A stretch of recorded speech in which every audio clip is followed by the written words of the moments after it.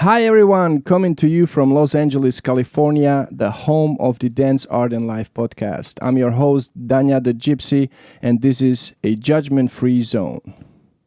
I'm interested in stories of dancers, musicians, and artists of all walks of life, their hard work, struggles, highs and lows of their careers, but most of all, the life lessons they've learned following their passion.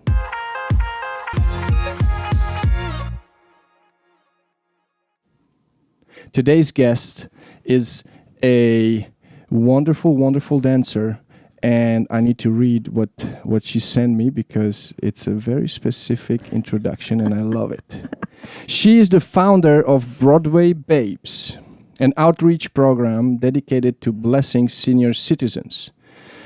Broadway performer most recently seen in Wicked, we all know Wicked, West Side Story, oh that's huge, and Hamilton, I love this show by the way, on the Broadway as an ensemble member and understudy for Peggy and Maria. Whatever that means, I need to ask this question because I'm new to Broadway situation. And this coming spring, she will be originating her role in a new Broadway show with Andrew Lloyd Weber. Mm-hmm. I hope I said right, no offense, Andrew, called Bad Cinderella. Please welcome Lauren Boyd. Hi, thank you for having me. I heard you're very famous. No, not as famous as you, Daniel. Okay. Well, that's very kind to say. All right, before we start from the very beginning, what's the understudy? What does it mean, understudy? Yeah, in Broadway terms. Of course. By the way, cheers with water. Oh, yes. You can move the mic. Everybody does that. Everybody does that. No worries. All good. We leave the mic. Yeah. So, cheers. What is the understudy? What does it mean in Broadway terms? Yeah, so in my Broadway show, I'm in the ensemble 8 times a week. So I'm on stage every night. Yeah. But I also know an additional role, which is a principal role, who is she plays Peggy Schuyler in the first act and Mariah Reynolds in the second act. Also, you have 2 roles. It's one role technically, but there are 2 different characters in the show. Got it. So I get to play that role, which is it's so fun, and I'm on that role when someone is sick or someone's on vacation, things like that. So I understudy, which means that I am put on for that role if someone is out. But okay, so if you put on that role, you were taken out from the ensemble. The ensemble. Ensemble. Yeah. Oh, English people, English. Ensemble. Ensemble. Blue. Yeah. So, okay, so you're taken out from that. Exactly. You go into this role. Yes, and then they have swings who are off stage who know all of the ensemble tracks, and they will go on for us. That's a hard job. Yes. Those people need to be famous. They thank you. Yes, I agree. Yeah. They save the show. They're such heroes. If we don't have them, we basically don't have a show. And we have as many people off stage as there are on stage, just to cover in case people get sick with COVID. I mean, people get sick all the time and have vacations. Or sometimes somebody is in New York, partying, and they hungover, and they call like, "Oh my God, I'm so sick today. I don't know what happened." I can't come into work. Yeah, exactly. Did it ever happen? Never.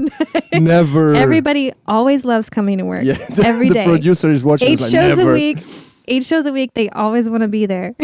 No, 8 shows is crazy. Yeah, but before we go into it, okay, I want to know your story from the very, very beginning. Very beginning. Yeah, very beginning. Not where your parents meet, even though I know where they meet and how they're met.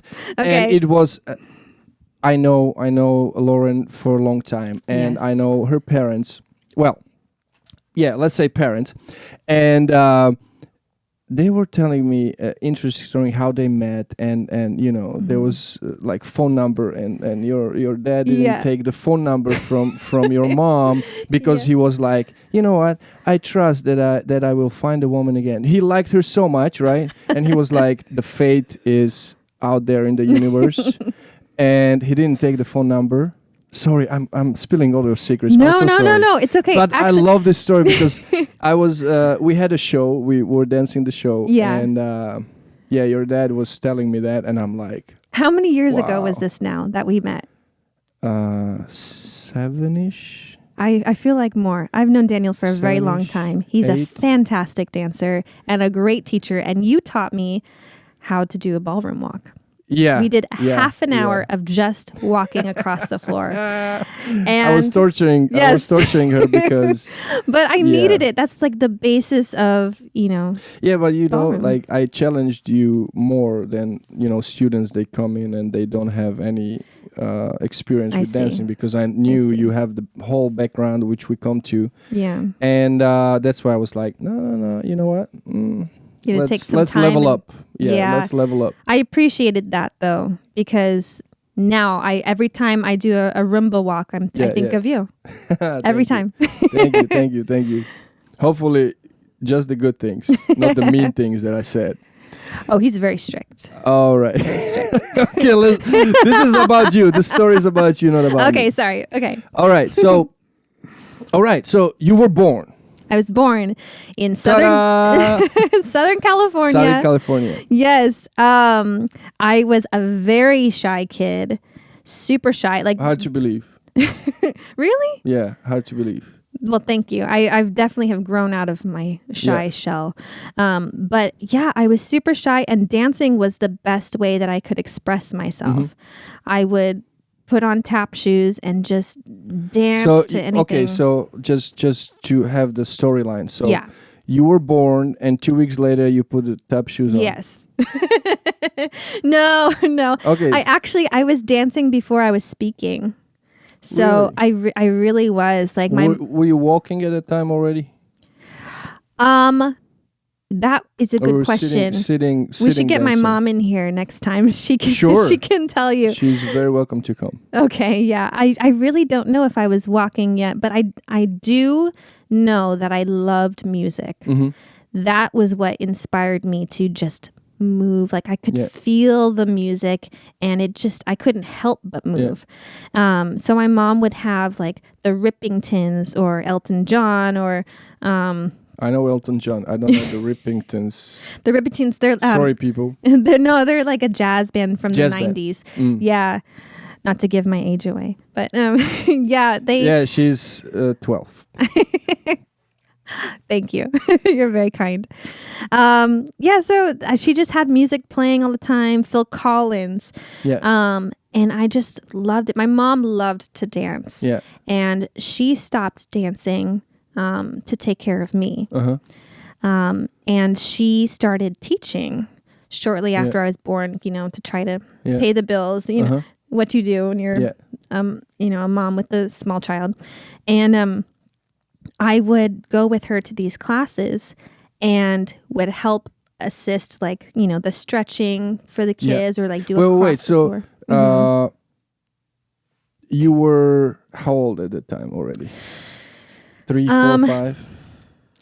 I was, probably 3 or 4 when my mom started So she teaching. basically took you to those classes. Yes. Because she was a dance teacher / babysitter for you. Yeah. Basically, right? Basically, yeah. But this actually started your dancing career and the love for dance, right? Yeah. It really did. I think it was really a love for music, honestly, if I really think about it. But just dancing to me came easy. Mm-hmm. And I know that's not the case for a lot of people, but I just felt like if I was sad, I could be sad through dance. If I was happy, I could express that. Mm-hmm. And I had a very hard time. My mom could tell you this. Just speaking. My mom would be like, "What's wrong?" And I just did not know how to speak my feelings. But like what? Like at the age of like 4, 5, 6, 7? Oh yeah. Well, this was all through. I even remember in high school, like having conversations with my mom. And so high school. Forgive me. I'm not I still learn this high school and junior high, and Yes. when you talk about in American terms, I was in high school at that time, and It's people know different. how old you are, right? Yeah. But I have no clue. High school. So you're 17. No, Daniel, that's this and this age. So Yeah. what age you were? Well, high school for me was 14 to 18. 14 to 18. Okay. 15 to 18. 15, sorry. 18. Okay. So that's high school. High school. And then is 15. college is 18 to 22, 1, whatever. Yeah. I didn't go to college actually. I understand that. But yes, okay. that is the age. That is the range. Got it. So you were expressing yourself Yes. through dancing because you have hard time speaking. Did you go to therapy for speaking or? Well, it wasn't really like a thing back then. I don't remember therapy ever being, something that I could do until I was much older. Yeah. So you had a problem to express your feelings, or you had a problem to speak the vocabulary? What was the thing? You were just very super shy person, or you had a problem speaking in terms of like vocabulary? I could speak well. Mm-hmm. I think it was just like if my mom was like, why did you do this thing? Mm-hmm. I or like for me getting in trouble. I She rarely means dancing on a table because she was expressing herself. Yes. Why did you dance on the table? She was very behaved child. Yeah, I was. I very rarely got in trouble. But I also was a brat. Got it. I was a brat.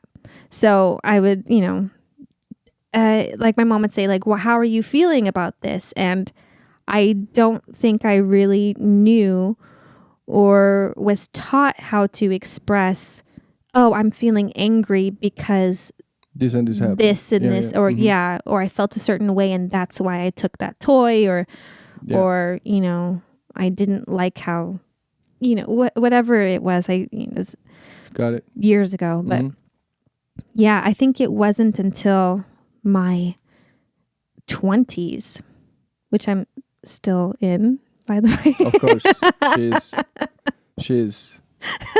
she's actually auditioning with this podcast. She's auditioning for another role, so no, I'm joking. She's not. But if anybody sees it, she's ready for Broadway. Okay. Yes, I'm ready. Any role you have, she done it all. Oh, thank you. Yes. So you basically started in your mom's classes. Yes. And what kind of style of dancing was that? Was it like jazz, modern, ballet? What? Yeah, it was all different types. I mean, my mom, she wasn't necessarily classically trained, but she knew the basics. Like she knew ballet and tap and hip hop. She's an entrepreneur herself. Like she is.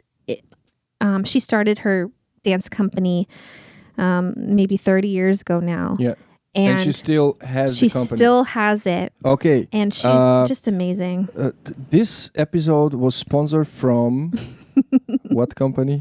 Dance company? Praise Dance Team. Praise Dance Team. Yes. So if you ever hear this name or you see it on internet, that's Lauren's mom. Yes. Teaching kids how to dance. My mom. If you like to go there and check it out and bring your kids, I will link it up, down, whatever, below, whatever you call it on YouTube. I'm still new to this, so the link will be there. Yes. Yeah, it's an after-school dance program that she started. Where's that at?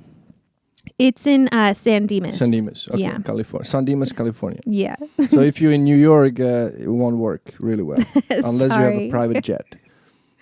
Yeah, which is pretty cool. Yeah, you could come from anywhere. Yeah. She started that company just by on-the-job learning, by going to studios, by helping out, like making costumes, like helping out with the teachers. And of course, any kid who has a parent who teaches something, they don't want to do it there, right? They want to go somewhere else. So Of course. I wanted to be at my friend's ballet studio where her mom taught. And the friend wanted to go to your mom's. probably. Yeah. Probably. Yeah. So I did competition for a little bit. Competition in ballet? It was jazz and tap. Mm-hmm. Was mostly it. But from young age, like you were 6. Yeah. When was your first competition? My first competition, I think I was 9 years old. 9. 9 years old, yeah. And by that time, how long you've danced already? Like, oh, I had been dancing for 9 years. Yeah, okay, just so going. it just went. Yeah. I mean, I didn't start going to an actual studio, I would say, until maybe 6 or 7. Okay. And I think because my mom was just like putting me in everything, anything and everything. And again, like I said, So everything and anything. I always jump into it because I'm interested in it. So, like other sports or just variety of dance classes? Was it sport involved too, or? Yeah, I was in gymnastics. I was in piano. I was in dance. She had me in singing lessons. So a lot of the arts world, including gymnastics, and I loved all of it. But my mom was like, "You have to pick one." It's too much to go to all of these. Okay, different... did you want to go, or mom put you into? No, she put me in there. I liked going. I really liked going to all of them. So very vast variety of things that came together, and that's why she's on the Broadway, because she can do all of it. So take note. Yeah, I'm grateful. I mean, there was a time when she said, "Okay, you got to pick one or the other," and I ended up going with dance because in gymnastics I did a cartwheel and landed split center on the beam. Ow. And that was painful. So I was like, maybe not the painful one. Did you break a hip or something? Or no. It was just like... Well, when you're little, you're just kind of like course. jello. Yeah, so you just like, thankfully the bones aren't too solid. Yeah. So that was and you were like, painful. no, that's... Yeah. No more of that. Yeah. And I'm also like afraid of heights. Yeah, so you can't be afraid of heights when you're in gymnastics. Of course not. You have to be fearless, and I was not. Yeah. Got it. So there was gymnastics, and then piano. I wish I would have stayed with it a little bit longer. How long you did it for? Oh, it felt like forever, but it was probably only a few months. It was too tedious for me. But I wish now I would have, because that would have helped. Okay, so tedious because it was just practicing the same thing over again. I think I just wanted to be good right away, and it took me longer to do that. Yeah. It's a different muscle. This teacher that had a stick and hit you on the fingers? No. Okay. No, okay. In dance I did, but not... in dance? Was it your mom? No. Okay. Just checking. She was tough, though. You don't mess with my mama. Don't mess with my mama. She's 5 foot Italian Puerto Rican woman, and she scares me. If you're in trouble, oh yeah. Oh, she just has to have a look, and then you're like, oh, okay. You understand what's kind of situation you're in. You know you're in trouble. Yeah. Hi, Mom. Hi, Mom. I love you. We're talking about you. Oh. Mom, why did you say this and this thing? No. All good. She loves me. She's a good mom. So, okay, so you went to the competition. How long you've competed for in this style? Was it jazz? Was it show dance? Was it? Yeah, it was a competition modern team, and it was mostly jazz and tap. And I was there from age 9. I think I said 9 to 11, and that's really where I learned about dancing with the team. Yeah. I was in a couple of solos, and I got California State Grand Champion for novelty tap and straight jazz. Yes, my parents are very proud. They still pull out the VHS and watch it. VHS. It's so funny because on this podcast, pretty much every guest so far was mentioning VHS. Oh yeah. Every Oh yeah. So for the young folks that listening, right, and wanted to start to dance or do Broadway or whatever, VHS is like the DVD was. Maybe it's hard to DVDs say. are round discs. People VHS are rectangles. Google the VHS, what it is. Okay, it's hard to explain. All right. It's a big box looking thing that holds your videos and has this brown string over there. Anyway. Yeah. All right. So 9 to 11. Yeah. And it was groups and like solos that Competitions. you did. Yes. And very different from the competitions nowadays, because now you can go on YouTube and see, I mean, these dancers these days are incredible. Yeah. They're doing everything. And I think that's because they have access to all styles of dance. Yeah. So it's very competitive. Back then it was too, but it was a different kind of you were competing against your local studios. Yeah, it was very localized because you didn't have those outlets then, right? Exactly. Right. You had VHS, which is, But my big inspirations when I was growing up were, my mom would VHS tape PBS, the ballroom dancing competitions. So I watched... Ohio Star Bowl, you mean? I think it was. Ohio Star Bowl, yeah. It was televised since loved they were on. those. Yeah. That, and I would watch Riverdance. And I would watch... Riverdance. I remember Riverdance. Yeah, remember they were on television? Yeah. And then Michael Jackson. So I would just, when one would be playing, the other one would be in rewind. Yeah. And one was ready to go. So I would just rotate them. And I loved just watching and imitating. So you were imitating Michael Jackson? Oh, yeah. Oh, I know. With the hat and everything, the glove and all the... you did some shows with that too? Yeah, in high school. I knew all of the dances. I still know them. So like... So you were popular in high school because you were dancing Michael Jackson?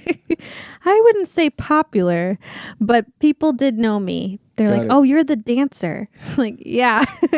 But I didn't really hang out with kids outside of high school. She got the stamp of a dancer, like we all did in high school and colleges and whatnot. Oh, you too? Oh yeah. Yeah, you're like, "Oh, you're the dancer." Yeah, he's the dancer, the ballroom dancer. Yeah.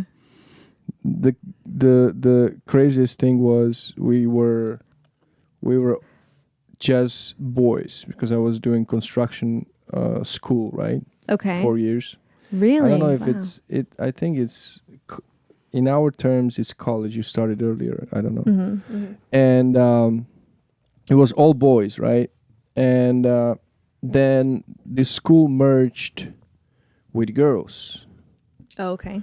School, right? So we had they built out the campus and put us together, right? And then boys went crazy because girls like, around. girls. All of a sudden girls around, right?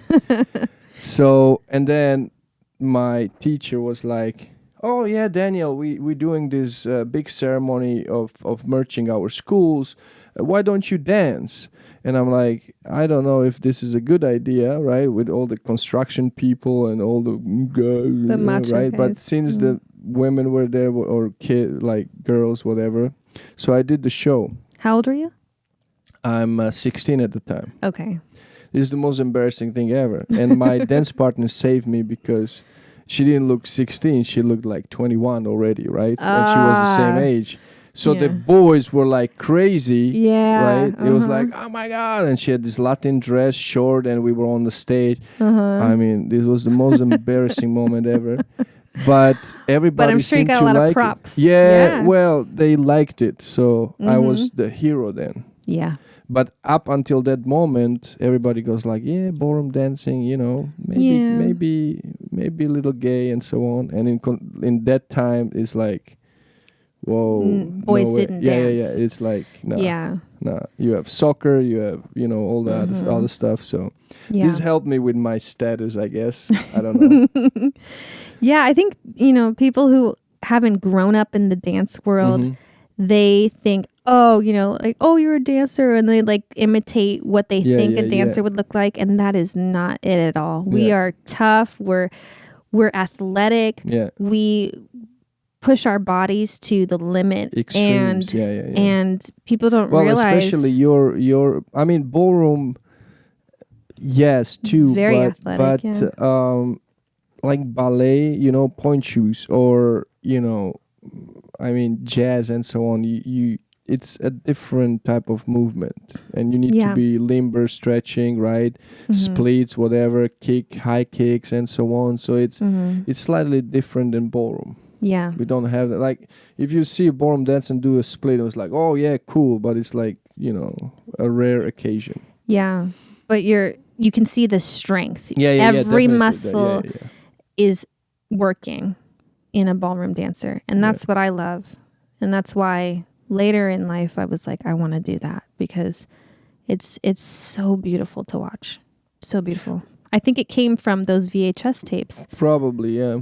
From watching those. Yeah. So you were doing Michael Jackson in your high school, right? I mean, I was watching those VHS tapes, and then in high school we do rallies. So I would be Michael Jackson in the rally, and I had a chair, and I had the hat and the suit. The whole shebang. Yeah. Love Michael Jackson. His art is did you have fantastic. Short hair to match it also with the hair? Or? No, I just put it up in a bun. My hair has always been fairly long. Yeah. Except for once I chopped it off and donated because you were rebelling, or? Probably, yeah. I was on, I was just wanted a change. Yeah. So I chopped it and I donated it. Kids, don't chop your hair unless you donate it. Yes. And make sure your family knows and your coworkers. Oh, you didn't tell their family? No. Oh, shit. We have a rebel in here. See, that was the kind of rebelling I did. It was like... Yeah, but you donated it, so it kind of softened the interaction with mama. Yeah, I've never dyed my hair, though. I did. Yeah. Didn't What's go the well. Craziest color? It was white. It was super white. Oh, I looked like back from the death or something. I don't know. No. It was bad. It was white. Yeah. But never again. This is my natural color, people. Just go surfing. Not surfing. Surfing. Just serve a lot of food. Yeah. Get your tips. You get blonde hair. That's funny. Yeah. That's my English. That's why those jokes come from. Yeah. It's so good, though. Sometimes. It's so good. Your English is great. Yeah, after 9 years in US, should be. So, we have a Michael Jackson situation. Yes. A situation of Michael Jackson on the rallies, and then so you were basically working on your stardom then already. I was working on how to make people happy with your dance. With my dance. Got and it. I really enjoyed being someone different for a few minutes. Okay.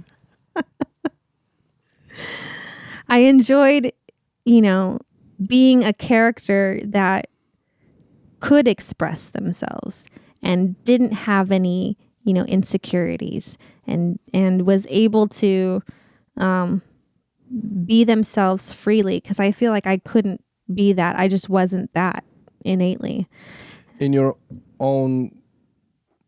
In my personal life, yeah. Reality, as a kid. You couldn't... Yeah, I just feel like I was a very... So you were thinking you were not enough, or why was that? No, I just felt like that dancing and performing gave me an outlet that really... I was able to find those moments of expression. Yeah. Mm-hmm. Because, so why did you think you couldn't do it in your real life? That's a good question. I really don't know. I just don't...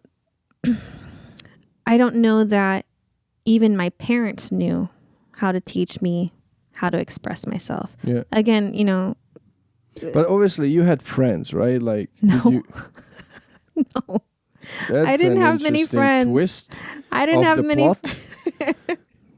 I really didn't. I didn't have many Do you friends. have friends now? Yes, I have Okay, friends she has now. friends. Good news. Good news. I'm not a loner anymore. So you were loner, like not one friend. Did you have a dog, a No. puppy? No, I didn't. Not even puppy. No, I wanted a brother or sister really, really bad Uh-huh. so that I could have a friend. Yeah. But like in school, my mom and I were talking about this today. When I was in school, I hated it. I did not want to go there. Mm-hmm. And so my teachers had to bribe me by, I remember a teacher gave me a bracelet, a little Yeah. plastic bracelet, and was like, if I give you this bracelet, like you can stay, or like you should stay and I'll give you this bracelet. Basically, she's bribing me. Yeah. But And- you were like what, 6, 7, This was in preschool. 4, 5, 3. Yeah. Ish. 3 or Ish. 4-ish. And I was like, okay. And I would like let go of my mom's collar of her shirt, like, 'cause I was pulling her shirt, like, don't let me go. And, Yeah. I would finally like be like, okay. And I would just be in the corner, like with holding the class teddy bear and like holding my bracelets. And I would just like try to calm down. And then I remember, this was, how many years later, I remember this girl coming up to me at flag salute. And she was like, I'll be your best friend if you give me your bracelet. And I was like, oh, well, that's a good, I don't have any friends, so Yeah. maybe I should. Mm-hmm. And I give her my bracelet and she puts it on and she turns right back around and never talks to me. And I was like, This bitch. oh, okay. And she was cool. 3. Yeah. She's like 3 or 4. That's so And I mean. still remember that so many years later. And I'm just like, I guess I was like, okay, don't trust people. Maybe that was what happened. Wow. But yeah, I think So you still don't trust people? I do now. I've learned to. More or less? Yeah, I've done my therapy Do sessions. you know the and- name? Let's call her out. Oh, I'm rebelling right now. Let's call her. Do you know the name? I don't remember. She's don't saying she don't remember. remember because she's like, no, let's not. I couldn't even. I don't even know what she looks like, but I do remember that interaction. At 3 years old already, some Yeah. mean, Cali girl stuff going on. Man. I'll be your best friend if you give me your bracelet. She just, oh my God. Oh man. At 3 years old. Yeah. So I think I was like, okay, cool. So you can't trust anybody. Okay. She learned a life lesson at 3 years old. Yeah. That's impressive, man. That's impressive. And that's what you learn at school, right? The preschool, not school. Preschool. It was Preschool preschool. people, preschool. All right, so let's go back to the Michael Jackson situation. Okay. So you were performing, right? Yes. And then did you still compete, or did you still dance in your mama's studio, or you just helped out, or did you take some different classes? What was going on? Before Yeah. we go to that question, did Yeah. you play sports in high school? I did not. You did not. So you No. were like I was in clubs in high school. like what clubs? Like the chess club. The chess club. A smart one. Loner and a smart one. Okay, got it. The chess club. I was also in I hung out in the physics room a lot. Like I ate lunch in there. Are you making fun of me? Judgment free making zone, fun. remember? It is judgment free zone, but I'm like, what? Were you Because what is it called? nobody was in physics class. They all wanted to leave. So I was like, great, I can just have my lunch here and be totally So you fine. were alone in the physics class Yeah. with some nerds, or you were a nerd With some- yourself? I probably was. But- no, you were just a loner. I don't think you were a nerd. Yeah. Did you have glasses and all this, outfit? Yeah, well, I guess, what is a nerd? Is a nerd just like a really Well, smart yeah. person, or is it someone who looks the part? I mean, Dorky. dorky. Okay, was it like, the ugly dachshund? Not dachshund. Dachshund is a ugly. dog. Duck. Ugly duckling? Duckling. Yes. Yes. Was it like that story kind of? Yeah, I guess. I don't know if I was ugly. Maybe you I were probably, just feeling. I bet I was. Yeah. You were just feeling like that. I don't think you were ugly child. Do you have some photos? Can I see it? I was very awkward. Yes, I would say that. Awkward. I would say I was awkward for many, many years. And I don't know if that had anything to do with it. I did have a boyfriend in high school. There we go. He was awkward too. No. He was the coolest guy in the high school. He was very quiet too. Now we're talking. Now we're going into the hot stuff. Yeah, there we go. So I remember having a crush on him for a while, and I'm sure he had no idea I even existed. And so Sadie Hawkins dance is where the girl asks the guy. Sadie Hawkins. Is it like a prom or before prom or? I don't remember. I think it's in the spring. Yeah.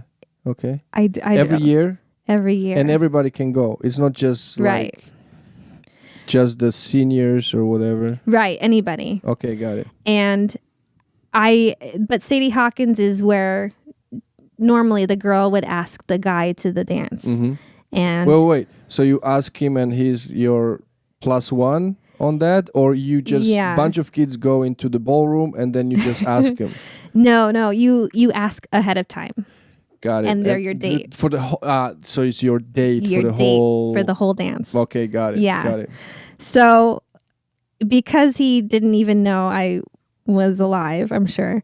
He was older in the other class or the same age? We were the same age. We actually were born 5 days apart in the same hospital. So I'm pretty sure that we were in the hospital together, which is really cute.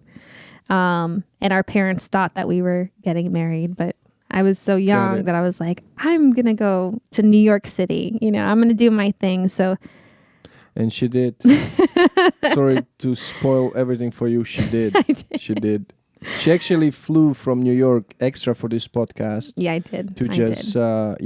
Well, anything for you, Daniel. Well, thank you very much. Thank you. I appreciate it. Oh, you're so welcome. She flew first class because she makes so much money on Broadway. No. Or was it a private jet? No. Well, I serve a lot. Almost a private. I serve a lot. Yeah. So. But she didn't get the hair yet. No, I actually thankfully have never had like an emergency job. Is that what? Yeah. What's the word I'm looking for? Survival. Emergency job. Yeah. Thankfully, I've been very blessed to have been working as a dancer my whole life. That's basically cool. As a teacher as well, though, right? As a teacher. At some point. Yeah. I think all dancers teach at some point. That's the bread and butter of dancers. Yeah. So, okay, back to your hot date boyfriend. On the Sandy Sanders? What? Sadie Hawkins. Sadie Hawkins, right. Sorry, Sadie Hawkins. I have no clue what the dance is. I don't know where that comes from, but yeah. So I wrote a note that had... Okay, he was in your classroom or he was a different class? He was on the football team. A hot shot. He was quarterback? No. The classic American story. Yes. That's a movie. Like, you just telling me some movie story. So. Oh man, my cheeks are blushing. I'm so embarrassed. Yeah. Okay. What's his name?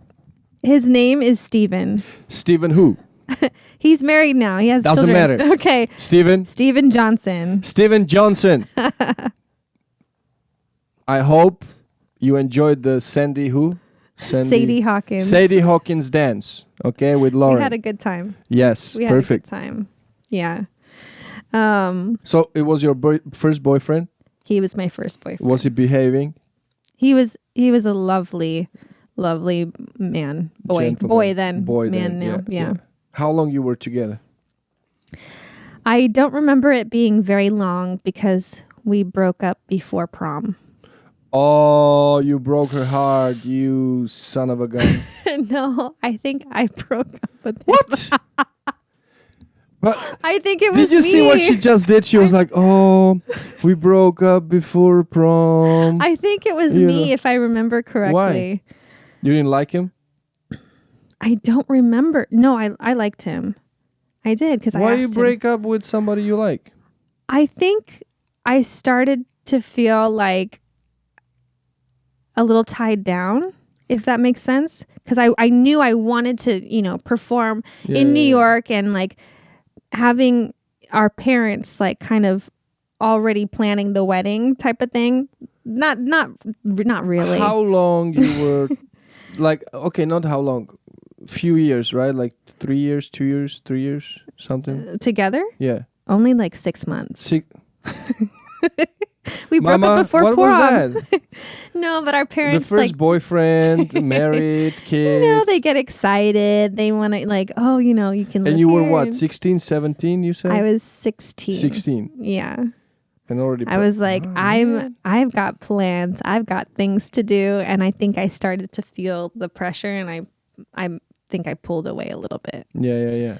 So it was, it's so interesting because a friend of mine that did the podcast as well, he was in Moldova. He was a Moldovan champion like X amount of times, and very successful guy in as a kid, right? And he told me the same thing, that he saw, like, he was successful, he could have continued, right? Yeah. But he said, all of a sudden, Daniel, I just saw my future. And I'm like, this is not it. So he just went to Germany right away. Wow. And then in Germany, it's impressive. same thing happened. And that's why he ended up in US. Yeah. Yeah, he just all of a sudden the realization, right? So was it similar? Yeah. Or? Well, I think for me, I have always known what I want to do. I'm very ambitious. Yeah. And that is how I got to where I am. I write a list. I'm that person who has a 1-year goal, a 5-year goal, a 10-year goal. Yeah. And by the grace of God, he has helped me reach every single one of those goals, except for my love life, which, it People, really... be careful. Yeah, because there were some, she's a celebrity. She has some stalker stalking her. Like, it's not True. fun. It's not fun, okay? Sorry that I mentioned that, but like, No. go away, people.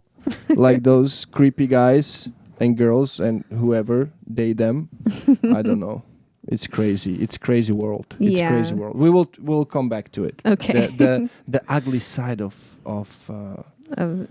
Broadway stardom or something. No, it's crazy. We chatted before, so I'm ahead of you guys. So, okay, so you broke up with him. Would you say it was a sudden realization that you, like, this is not my life, this is not what I want? Yeah, I don't people know. talking around you like, okay, yeah, this dress is beautiful, you will wear the dress that I wore, right? Yeah. Or something. Yeah. So you got scared, or you got just like... I think I don't think I got scared, because I've always wanted to have a family. Yeah. And that is definitely still part of my, plans. Yeah. I think when you're just that young, you don't want to be tied down to anything. You've got your whole life to live before, even thinking about getting married or buying a house, or, so for me, She has 3 now, by the way, 3 houses already. No. I wish. She's famous. No. I have saved up for a house. But I'm like you. I'm like a gypsy. I go back and forth. There's no point in me to get a house until it's time. Yet. Yes. Yeah. But that is the plan. But you planned out everything pretty much, right? Like, yeah. So you always had a vision since you were little. Yeah, even the realization during COVID, like when Broadway didn't exist for 18 months. Yeah. I could not see myself doing anything else. Did you do like during we sidetracking a little bit, but did Hamilton do like a DVD? Like, did you like tape some show that people could buy, watch, or stream or whatever? Yeah, they did a whole production, filmed the entire show from start to finish. Yeah. When the original company was still there, or most of them. There were a few that were not. But was it during COVID? It was before COVID. Before COVID. Yeah, like in 2015 or 2015. Yeah. And then they sold it to Disney, and then during COVID is when they released it. And that was brilliant. I mean, Lin-Manuel Miranda, brilliant man. And not just because he's my boss, but because he's just... Hi, Lynn. He's a forward thinker. He's always thinking about like, okay, he's 5 steps ahead of everybody. Yeah, yeah. And he talks so quickly that from being from California, we're very laid back and we talk slow. So I remember when I first met him, I literally stared at him for a few seconds because I was still processing what he just said, like slowing it down in my brain.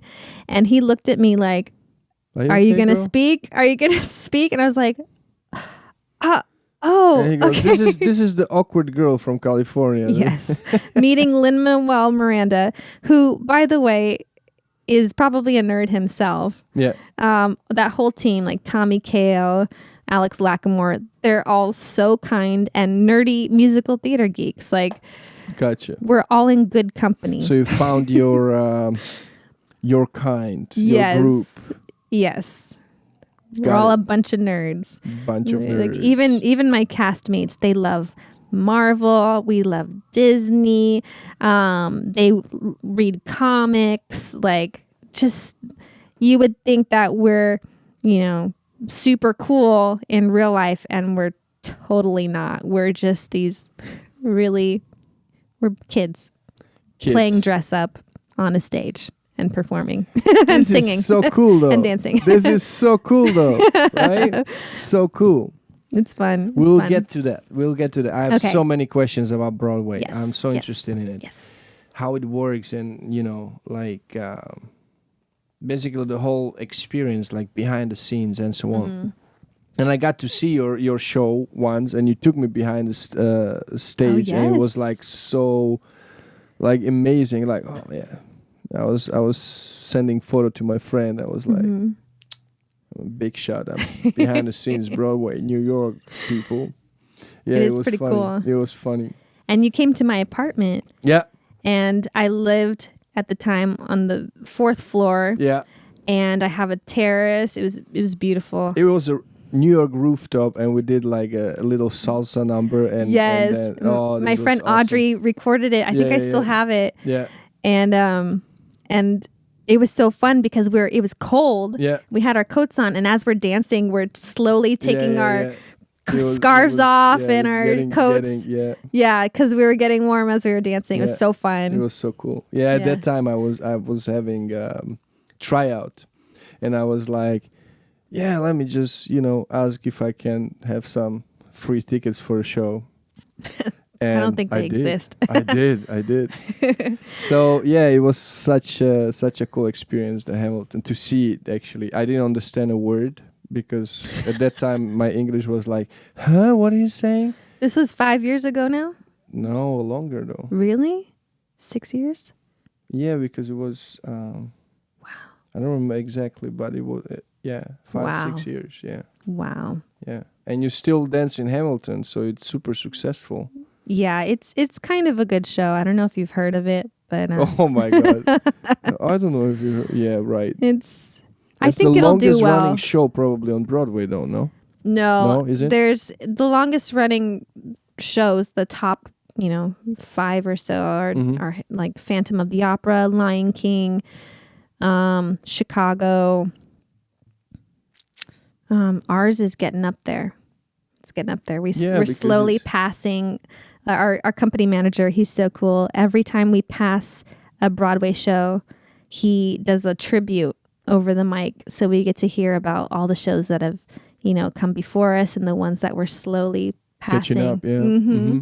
That's so cool. Who knows? Maybe we'll be one of the longest running. Phantom of the Opera is about to close. They just announced. Yeah. And Andrew Lloyd Weber, who created Phantom, is now doing the show that I'm going to be doing soon in the spring. Exactly. Yes. Fantastic. So let's go back to your boyfriend. Okay. Oh, we're back to him. Okay. Yeah. So you broke up because the vision, right? Yeah. So Yeah. was your mama, what's the opposite of excited? Disappointed? Disappointed. Yes. Thank you. Oh, English. I don't remember. They've always been so supportive of any decision that I've made that I'm sure they weren't disappointed. Maybe a little like bummed out. Yeah. But never disappointed. Yeah, I mean, looking back now, like he's still a fantastic person and so kind and so thoughtful. He's since married and they have children. I don't know if one or two. I don't really keep track. But yeah, I mean, that would have been a beautiful life too if I had, decided that was where I wanted to go. Yeah. But for me, I think I was being a little selfish in wanting to pursue my career at all the the time. Dancers are at the young age, I think, are a little selfish and they want to do this thing and they have just this drive and if you talk to your friends that are not dancers, right, and tell them, well, I like this thing where I go for several hours to the studio by myself, dancing and sweating my booties off. Yeah. Ass off, right? And it's just for a few hours and then I'm going, and then other several hours I'm hanging on internet and watching other dance videos and other people that's sweating in the ballroom alone dancing, right? It is kind of weird, isn't it? It's super weird, no? If you think about it. Yeah, it is weird. I've since gone back to college and I'm taking these online courses. Yeah. And there's one course, it's just basic, the study of physical activity. Mm-hmm. And there's a whole chapter on the spirituality of movement. Yeah. And it's so true. I think for a lot of people, it is very a cathartic way of just feeling connected with something greater than yourself. Well, first of all, feeling alive, because movement is life, right? But, get your heart rate going, your blood starts flowing, you start to breathe.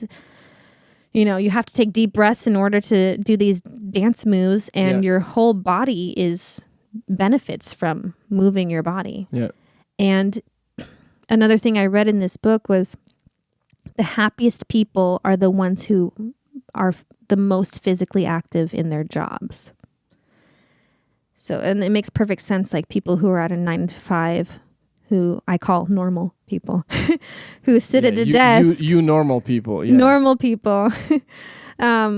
Which is, it's slowly starting to change. Who knows, people are at home working now and it's all different. Well, I saw some videos, not to interrupt you, but to add to it, people in the normal jobs, right? They have now the treadmill.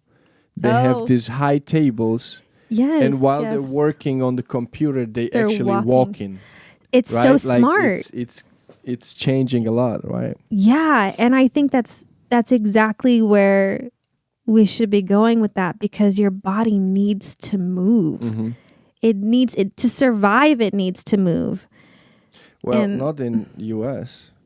You have drive-thrus and you can order food now, Uber Eats and everything. I think that's why a lot of Americans are struggling with obesity and all of these different. You can say it. Don't worry.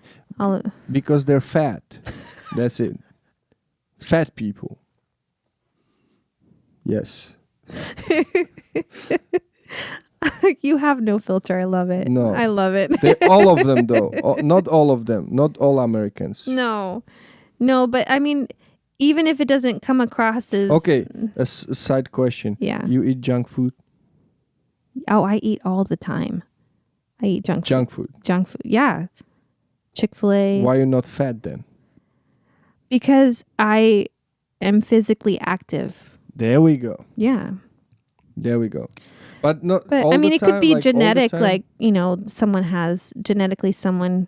No, just yeah, I mean, holds yes, those, fat. yeah, but you know, genetically, right? But like those foods are, I mean, those studies Foods that come out definitely, yeah. of you know those institutes, and they're like, Yeah. it's crazy. Yeah. Go exercise. Don't be fat. We can help you. I'm Lauren can definitely help you. I'm definitely curvy. For a dancer, like I trained, we can get into this next, but I trained as a classical ballet dancer, and I was not your typical rail. Stick. Oh yeah. And I have curves. Like my mom, like I said, she's Puerto Rican and Italian, and so I have, you know, a back end. Yeah. And that's where my fat is stored. Yeah. And that's just genetics.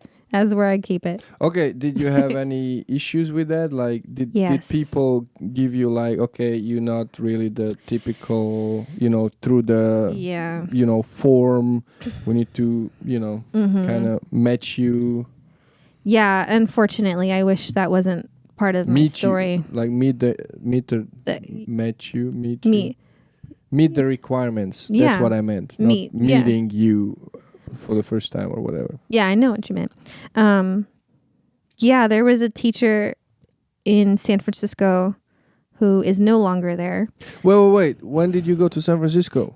Okay. Well, we're jumping. Okay. We're jumping. Wait, Sorry, I went off rail. Yeah, okay. Timeline. we got distracted by fat people. So, all right. So, and the American junk food, to be fair. So, you okay, you done with this guy, all good. You in the Michael situation. You still were in the Michael situation, Michael Jackson situation, while dating this guy. Yeah, and he loved it. I think so. He might have been gay though, if he loved Michael Jackson. No. That's so twisted. Okay, let's not go into it. No. No, he has children. Come on, Steven, right? Steven, it was just a joke. Okay, don't beat me up, please. He was a football player. Okay, so this was done. What was next? Like, what was you finished the high school? I finished high school. Right. I graduated. And then you go, I'm going off to New York. No. Not yet. Not yet. Okay. There's still but this time. was the plan from the beginning. Well, the plan was for me to dance with American Ballet Theater in New York City. Because ballet, okay. My friend who I was dancing with, who her mom taught at a ballet school, I wanted to go there. So at 11 years old, I started dancing at that studio. Yeah. Yeah, you can tell because like you came to my lesson and you my go foot. like, go stretch your foot, and it was like people love my feet.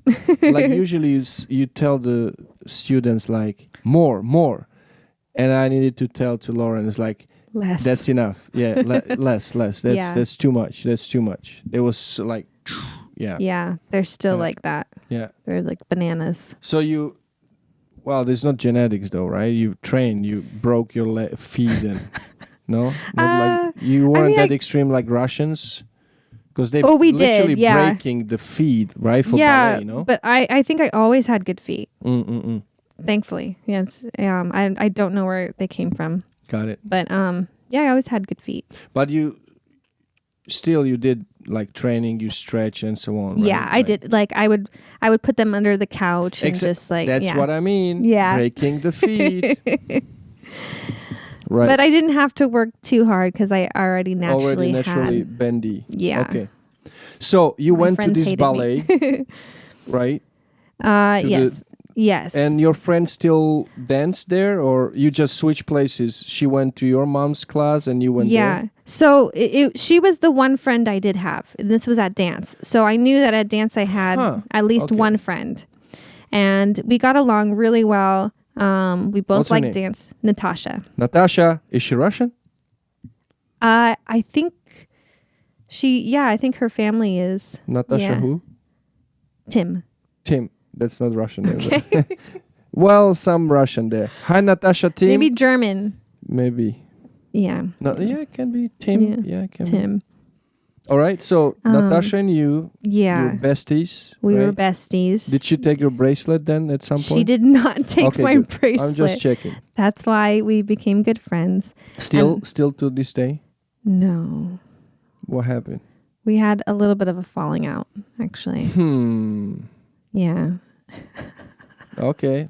Big drama in the Broadway situation. Yeah. All right. Was it because of a boy? No, it was because we were living together in New York. And, it's hard to live with people. It's hard to live with people.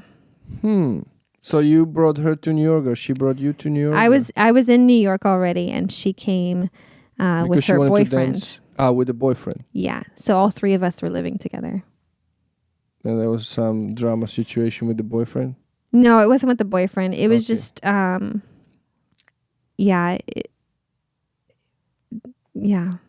not just go hard. into it. It's hard to live with. Let's not go into it. Let's go into it. Okay. Let's say they were very loud. Let's say like that. Running washing machine and stuff like that. Yeah. So, all right. So, okay, you with the bestie friend at the time, right? You were dancing at the ballet studio. How long you were in the ballet studio at that time? I started when I was 11 and I moved up pretty quickly. And I was there till I was 18. Like that was the goal. Dance wise, you were like crushing it. Yeah. Yeah. I loved ballet. Loved every time I watched it. I was like, oh, I want to be a ballet dancer. So I trained classically from age 11 all the way through till 18. And during those last 15, 16, 17, 18, those years, I was auditioning for summer intensives, where it's like a summer camp basically for ballet. And where is it in Cali? Oh, it's all over. All over. Yeah, different ballet schools all over the country have auditions. And being from LA, it was easy for me to go to these auditions because they usually held them there. They would go in the fall time, January, February time. You'd audition, and then like a month or two later, you'd find out where you went. Or if you got accepted. And was it just for summer, like a certain period of time? Just for the summer. Like a summer camp or something like that? Yeah, it was like 2 months of ballet intensive. Gotcha. And emphasis on the intensive because it was... So you like 8 hours a day in a classroom and you just go in just and go. Ballet, eating, drinking, sleeping ballet. Gotcha. Bun head. I think that's why my hair has always been so long because I just throw it up in a bun and leave it. But yeah, I loved it. And my parents, ballet is not cheap because you're going to class, you're paying for tights, leotards, point shoes, which are $85 a pair. And you go through them, one pair maybe every 2 weeks, at least for me, because my feet, they break them in like crazy. Yeah. So did you do all this, with fire and beat them up? And all this, step on them, sew them, crush them, all this stuff to get them, to mold to your foot because it's just cardboard. Yeah, strong cardboard that you're dancing on. Yeah. And I loved it.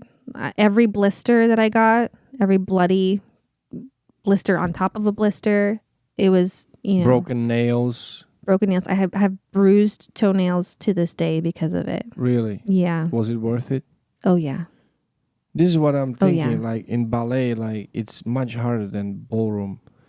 And it was, I was talking with Mary Murphy the other day in Vegas. I watched it, yeah. And she was saying that, like naturally, like the ballet dancer is the top of the dance industry, right? And they're looking down on the ballroom dancing, and the ballroom dancer look down on the social dancers and Argentine tango and all the way down, right? And what she was saying when the show came about, you think you can dance, that many like it evened out those things because those dancers needed to learn other styles, and Yes. it got more like even out because Totally. they don't look down anymore upon those other styles because they got to experience actually, well, that's looks easy, but it's actually not quite hard. Yeah. So this is what she was telling me. Yeah. But I mean, ballet, we had it like a base education in Slovakia. Oh, like cool. They brought ballet dancers to give us like a basic plie, whatnot, right? Yeah, that's great. And I didn't like it at all. You didn't? No. I feel like you'd be so good. You've got those long legs. Exactly. Everybody tells me that. Yeah. But I never You didn't. got a chance. And I'm glad I didn't because You went with ballroom. Yeah. Yeah. I don't know. But you're a fantastic ballroom dancer. Well, Fantastic. you can say that. He's being very humble. He you really can is. say that. You can Yes. say that. But So, you were in this ballet dancing situation till Yes. 18. Yes. And at that time, like, did you do some competitions there, or did you do like some shows, or you were just purely training for the future? purely training. Like I trained at, my parents said you can go wherever you get scholarshiped for the summer. Got it. So I got scholarshiped at American Ballet Theater's summer intensive in California. Which is San Francisco? No, it was here in Costa Mesa somewhere, Mhm. something like that. And then I got scholarshiped the next year at American Ballet Theater in New York City. So I was there as one of my first times like dancing in the city. I was probably 15 years old, 13, maybe 14. Yeah. Then I got scholarshiped at San Francisco Ballet. I was there for a summer. And that's when one of the teachers said... Yeah, this is what I wanted to know, like the connect the dots, because like, San Francisco? Yeah, So she said what? Well, after the summer, the heads of the school, they will try to take dancers that they meet from the summer and ask them to be there for the year-round program. And I really wanted to be at this company. I loved San Francisco. Summer camp was actually like an audition, like a vetting process. Yeah, vetting process for getting dancers, and then eventually put them in the company out there. And exactly. So I like San Francisco. I loved that. Their director really had a diverse ensemble and core company. And I loved the movement. It wasn't just strictly ballet. It had some contemporary. It had, they did all sorts of, they brought different choreographers in. And so for me, I was like, that's what I want to do. Like, not just ballet. Yeah. But there was a director there who was part of the academy, I guess. And I said, I'd love to stay. And she's like, oh no, we're not going to ask you to stay. And I said, well, why? It was very bold. Oh, why? I had a lot more confidence when I was dancing in that dancing world. I was like, why? She said, oh, you're too big boned. And I said, well, oh, and what do you say at 15? You're like, I'll shave my bones down. Like, what do you say to that? You're like, oh, okay. She's like, actually, just like, you're just a little too curvy and you're not strong enough. So you weren't strong enough. I wasn't strong enough. Did you cry when she said that? No. No? No, you don't cry and dance. You don't cry and dance. I do now. Many people do. Yeah, you're right. Are you crying on Broadway as a part of the show? Or no, if something goes wrong? I get more emotional now. I think with growing up and learning how to express myself and learning that it's okay to cry. I've had... It's easier for me to cry now. Tell it to the Russians. It's okay to cry. You won't see them cry. Yeah, you won't. I think I was kind of raised with that, like you don't cry in dance. Yeah. So you were bottling up all those yes feelings. Oh yeah. And then what? You expressed it in dancing or Well, I expressed it by rebelling, cutting the hair off? no. Now we come in full circle. Now we understand what's going on. That's exciting. No, I think it took a lot of growing up. Well, and self exploration as well. Yeah. Right? Like Yeah. where you For sure. belong, like not just the dancing itself, but Yeah. through all those experiences you have. Like, Yeah. so basically, this teacher said, "You fat," and I just said to the American people, most of you are fat, but that's not the point. The point is that she was told she's fat, At 15. Yeah. looking fantastic, right? So for the normal people, I mean. Yeah. So for the dancer, she was too big, right? Big boned. Big boned, yeah. So I think So what? Okay, so you. that's Okay, let's just happens all stop the right time. there, right? Yeah. Oh, to you or to people, to dancers. to the in Well, the ballet world. Yeah, in the ballet world, yeah, I Yeah. know that. But tell to the what's the number one ballet? She's like also big boned, but she's like rocking it. Oh, What's her name? she's not big boned at all. Are you talking No. about Misty Copeland? She's Yes. very famous. Yes. Yes. She was told that too growing up, Yeah, I'm exactly, sure. right? Yeah. She's like, we're "Bam, just I'm curvy there." women, and women are Exactly, curvy. right. And like, But it is changing, like yes. in the, Well, people are getting in trouble for it now. Yeah. Well, for saying stuff well, not like just- that. Well, okay, you saying it or not, but Yeah. if you would be dancing in the 80s Mm-hmm. as a 15-year-old, then you even in big trouble because you skinny ballet dancer and they told you're still fat. Yeah. And this is where all those, what is it called? The bulimia, not bulimia. What is Yeah. it called? bulimic, anorexic. Yeah, exactly. Because Yeah. you're still too big, and then Yeah. people go crazy. So Well, I mean, yeah. what do you do with that information? You're like, okay, well, Okay, what did you do with with this information? Well, I think I liked food too much. I thought about, possibly not eating or some of my friends, this is horrible. They were eating cotton balls before going to class and then passing out in class because it gave the impression of being full without eating. Yeah. In order to stay skinny. Yes.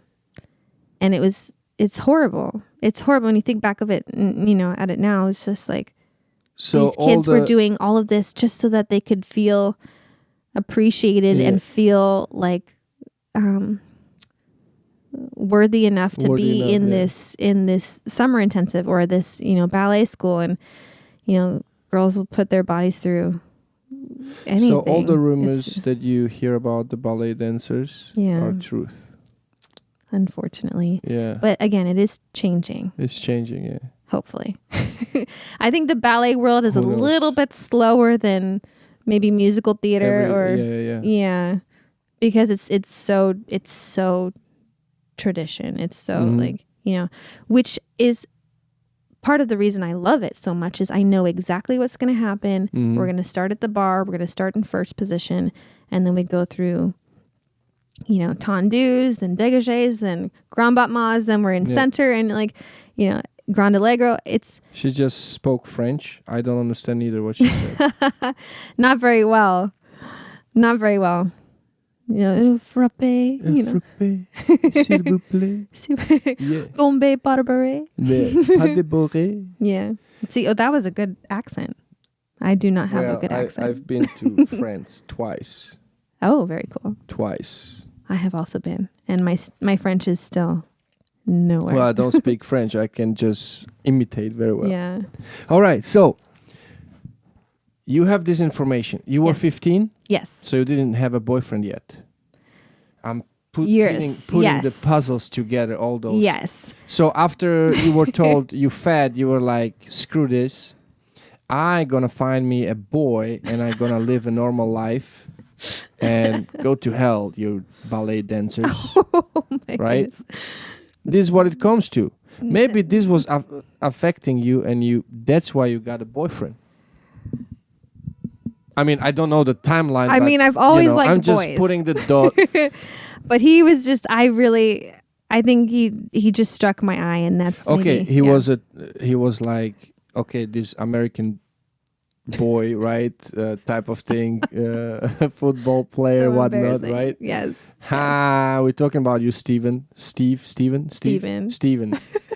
So He will probably never watch this. you never know. You never know. Oh, If man. he follows I you hope on not. He will watch it. I don't know. I make don't know sure if he will does. watch it. Okay. A big announcement before the thing. Steven. Okay, and thank you And so cut. much. Yeah, thank you so much. I gotta go. Yeah. Right. So, what do you do with information like that? Do you remember what your initial reaction, like the My initial reaction was shock, but you're talking to an adult who is supposed to know better, right? So you're thinking, and a teacher and a teacher, you know, an authority, and someone in you terms look of, up yeah. to. So you're like, oh, well, they must know what they're talking about because I'm only 15. Yeah. And so, you know, I of course mentioned it to my family, and you know, they were like, no, that's not right. Like, The Puerto Rican mama got furious. she got a little upset. Yeah. She got a little upset. But, you know, you just kind of, it builds tough skin. Mm-hmm. That's what it is. Which Builds- you need as a dancer, for sure. Yes. For sure, because you have many Yes. people coming to you and this is not good, this is not right. Yeah. And your toe is not shaped the way it Yeah. should be, blah, blah, blah. Yeah. And We I know and I those needed things. that because, you know, in musical theater, it only gets worse. You only get told no over and over and over. Is musical theater like the Broadway stuff, right? Yes. Yeah. Yeah. Okay. It's getting even more interesting now. All right. Yes. So she was told some other things in musical theater, probably. Yes. Really? Well, it's rejection. That's what you get. On the auditions. Yes. So out of the, 150 auditions that you do in a year, you maybe get 2 or 3 yeses at most, if you're lucky. It's like acting It's just as a well. lot. Same thing. Yes, acting. Acting too. Did you try acting? Well, I am into it. I love it. Never been could to see an you doing audition though. Never should. Oh. Well, my accent is a problem. I would be typecast very specifically, but I don't care. Yeah. Put me in Russian roles. I don't care. That would be cool. I can do bad guy, no problem. Ooh. Maybe As you like know, a mean, bad bad teacher. Russian. You're just whatever. very strict. You're just very strict, which I don't mind. Like that's how I grew up, was like strict ballet teachers. Tell me how it is, because That's why you. I don't want to look bad. But that's why you kind of, could work with me. Yeah. Yeah, I Because think that's many why we got people along well. Can't. Yeah, so everyone is very, PC now, which I understand. Like you shouldn't be saying certain things, but Because I you think get cancelled. yes, but also it's okay to have a little tough skin. Yeah. You need it sometimes. Of 'cause course, for you, life you as just well. get pushed I mean, over. Yeah. Yeah, somebody comes to you on the street and is like, Yeah. look at you, how you look. You Yeah. break down or what? No, Yeah. go, just bye. So thank you to the girl in preschool who taught me a very valuable lesson early on. Because then it just continued on later, and those things Same don't. thing. don't Everybody affect wanted me. your bracelets, and nobody. Everybody wanted my bracelets, and nobody. and they didn't hire me because I wouldn't give them my bracelet. Is it a metaphor or is it really about bracelets? Let's not go into. Oh no! We're not that kind of show, people. Come on, we don't do the. What is it called? The audition, whatever. What is it called in Hollywood? Audition couch. Audition couch. I've never heard that. That's look it up. It's scary. Oh, no. Scary stuff. Oh no! That's some 80s and 70s, no. 80s situation. Yeah. Harvey Weinstein type of thing. Yeah. Very bad. Oof. Very bad. Does it happen in musical theater? I'm sure it does. You never encounter it though. She doesn't want to say. Let's not go into it. I mean, I've been approached before, but I've never. If that's what you mean. Well, yeah. Okay, So it yeah. happened to you too. Like you were approached in type Yeah. of creepy way to Yeah. to get the role? Like you were auditioning or off record? No, it wasn't to get a role, but I Mhm. think there are certain people in power who Yeah. feel like they can Do that. things with Yeah. and get away with it. Yeah. And Okay. there are most people who, not most people, there are some people who will think that is a way to be successful Get and the will role, get the, in the Yeah. position where you can get hired and yeah, and it's just Got it. Thankfully I had a good strong foundation and Mhm. and a wherewithal to go yeah. oh, that's no. I can do it without compromising my morals and my values and who I am. Well, I mean, with the lesson of 3 years old and the bracelet, I like that. I will use it now from now on. I won't give you my bracelet. Yeah. I don't trust you. Yeah. That's a cool way. That's a very cool way. That's Yeah. so interesting that it's stuck in your brain. Yeah. And it kind of guides you. It's one of my core memories. That's the only thing I remember from school. That's so Yeah. interesting. Yeah. Nice. Yeah. Okay, so we're growing thicker skin Yes. as we go along. It's The story. at least 12 layers in here. Yeah. Big boned. Big bones, Thick skin. thick skin. Damn. Oh my God. What are we doing here? I'm growing bigger by the minute. Oh, stop it. So, so you were told that Mama got furious to say, okay, Yeah. bye-bye. Yeah. Whoever said that. Yeah, I don't think nothing came of it. We're just like, all right, well, she doesn't know what she's talking about. And like I said, later she got fired. So, probably for doing the same thing. Got it. But then after San Francisco Ballet. Well, okay, so so the initial reaction, you were thick-skinned already because you went through I think hard, so. and you say like Yeah. whatever. Yeah, I think I was like, well, that's bite me. disappointing. Yeah, like I really wanted to go to that company, but I was like, well, obviously they don't want me. And Do you think your life would be different? That you would probably not be in Broadway? Yeah. So it would be like what does the company, like the ballet company that you were auditioning for, do? Like, do they do shows? What structure is there? So it's the ballet world. It's so hard to move up in a company. Once you become you can be an apprentice at first. And then once you're there, then you can, if you're good enough, you come into the corps de ballet. Mm. And then from there, you can move up to a soloist. And then if you're good enough, then you can move up to a principal. My good friend, Jenna Ray, who I was meeting at ballet at the time. I met her when Natasha and I went to the ballet school. Got it. I met Jenna Ray there. And we're still good friends. I love her. Hi, Jenna Ray. Hi, Jenna. Love you, girl. She has been with her company in Salt Lake City, so Ballet West, for 10 years, and she just got promoted to a principal. So it takes a long time. And what's a principal? Time. Is it like It's like the prime ballerina. Prima ballerina, top of the company. Yeah, she's the one that gets all the big parts, the solos, Got it. She's in the operas or whoever they're working with. Yeah. Exactly.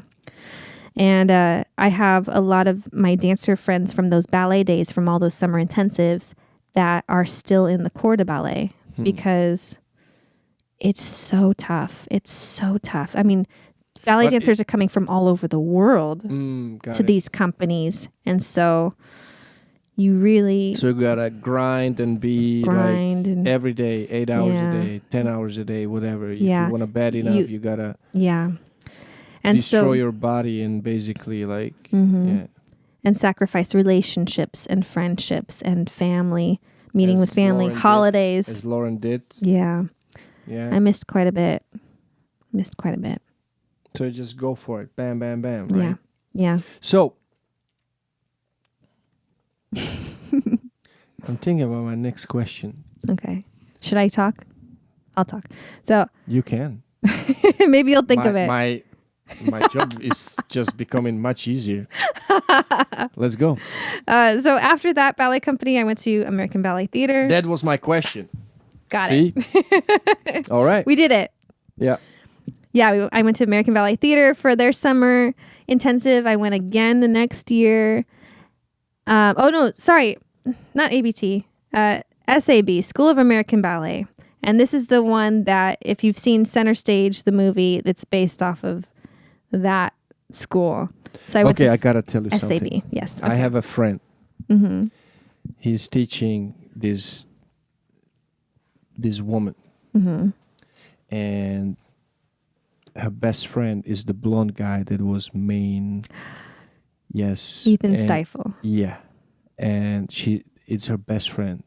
Oh, really? And she was in my studio taking lessons from my friend. He teaches her. Oh, yeah. And I want to invite her to the podcast. And Yes. then also the guy as well. Yes. So if Oh, I'm that'd be lucky great. enough. Get him, get Julie Kent, get Sasha Radetsky. They were my heroes. Got it. Oh, yeah. You know what my dream would be? Zoe Zoldana. Yes. To interview her as a... Yeah, because that she was her did, breakthrough movie. Yeah, exactly. Yeah. Yeah, that would be interesting to see, like, because she's an actress as well. She was dancing as well. And it's Yeah. like kind of like, or dancing Yeah. or practice for the The film, yeah. She's got the best lines in that movie. Yeah. So good. Yep. Oh, man.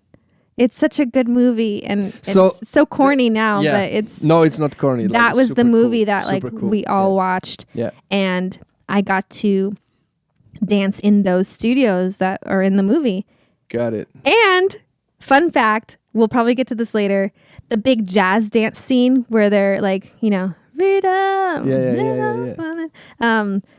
Joanne Hunter is in that scene, and she's a choreographer now who I'm going to be working with the new Andrew Lloyd Weber show. Got it. So it's come full Congrats. circle. Yeah, Thank yeah, you. yeah. Yes, Congrats. it's so cool. Congratulations. I love it. And she's fantastic. I love her. Spitfire. Ball of energy. Fantastic. That's awesome, man. You see how this, like, you watching a movie and all of a sudden Yeah. you're working with those people. Yeah, and, it's so cool. It's the same thing. Like, I So was in Switzerland, stationed in Switzerland, like for 11 years, but I was dancing all over Europe. Mhm. But I remember, again, we're going back to VHS, right? Mhm, I was mhm. watching VHS with my favorite two dancers, Slavik Krikliv and Karina Smirnov. Oh, wow. And then I came to US. Mm-hmm. I was working like in the studio where we met, right? Mm-hmm. And then 5 years later, I meet this other dancer, and she goes like, "Yeah, I know Karina. She looking for somebody to teach for her." Uh-huh. And I'm like, "Sure, yeah. I can go and talk to her." So I start to work at her studio, meet her, right? Like 20 years later, and I was like, So cool. "Oh my god!" Right? Yeah, like how do you like not geek out? You're like, Exactly, oh my exactly. gosh. And she's such a You're working with these people that you've admired. normal person, like Yeah, like amazing, man. that's amazing. the coolest part is Yeah, to yeah, yeah. meet people that you've looked up to. And they I've heard people say like, don't meet your heroes. Because you will be disappointed. Yeah, which I definitely can attest to some of those heroes, but for the most part, you're like, wow, they're just like normal people Yeah. who are just really talented at something. Exactly. Yeah. And it just Yeah. makes them, superhuman in your mind, but they're just normal. And I think that's what I like about Hamilton Mm-hmm. is that, we've kind of idealized these founding fathers of the Americas. Mm-hmm. And when we do the show, we just realize, oh, they're like humans who fail a Yeah. lot. Yeah. And it becomes a little bit more relatable in that Mhm. sense. And I think it gives people kind of an insight to go, oh, well, maybe that could be me too. Like I could be someone who is who could reach my goals even with my failures. Yeah. And that is a great thing to learn early, is that it's okay to fail, and it's okay to not be perfect all the time. Mm-hmm. And I think most people don't reach their goals because they're afraid of failure. Yeah, or even, failed many times and don't dare to continue, Yeah. Yeah, So, or that. Yeah. Mm-hmm. So remember, don't give bracelets to anyone. Yes. If somebody tells you fat, don't listen. Yeah. Right? Yeah. Who are they? And so on and so forth. Yeah. Yeah. Right. Yeah. Nobody could tell me I was not going to be a performer. Yeah. No. So you went for it like full circle. Yeah. Again, I could not see myself doing anything else. So, okay. Yeah. We have you in this company, right? Mm-hmm. And then you met this other girl, the ballet dancer, right? Yeah. Jenna Ray. Yeah. Jenna Ray. Yeah. We're So, good friends.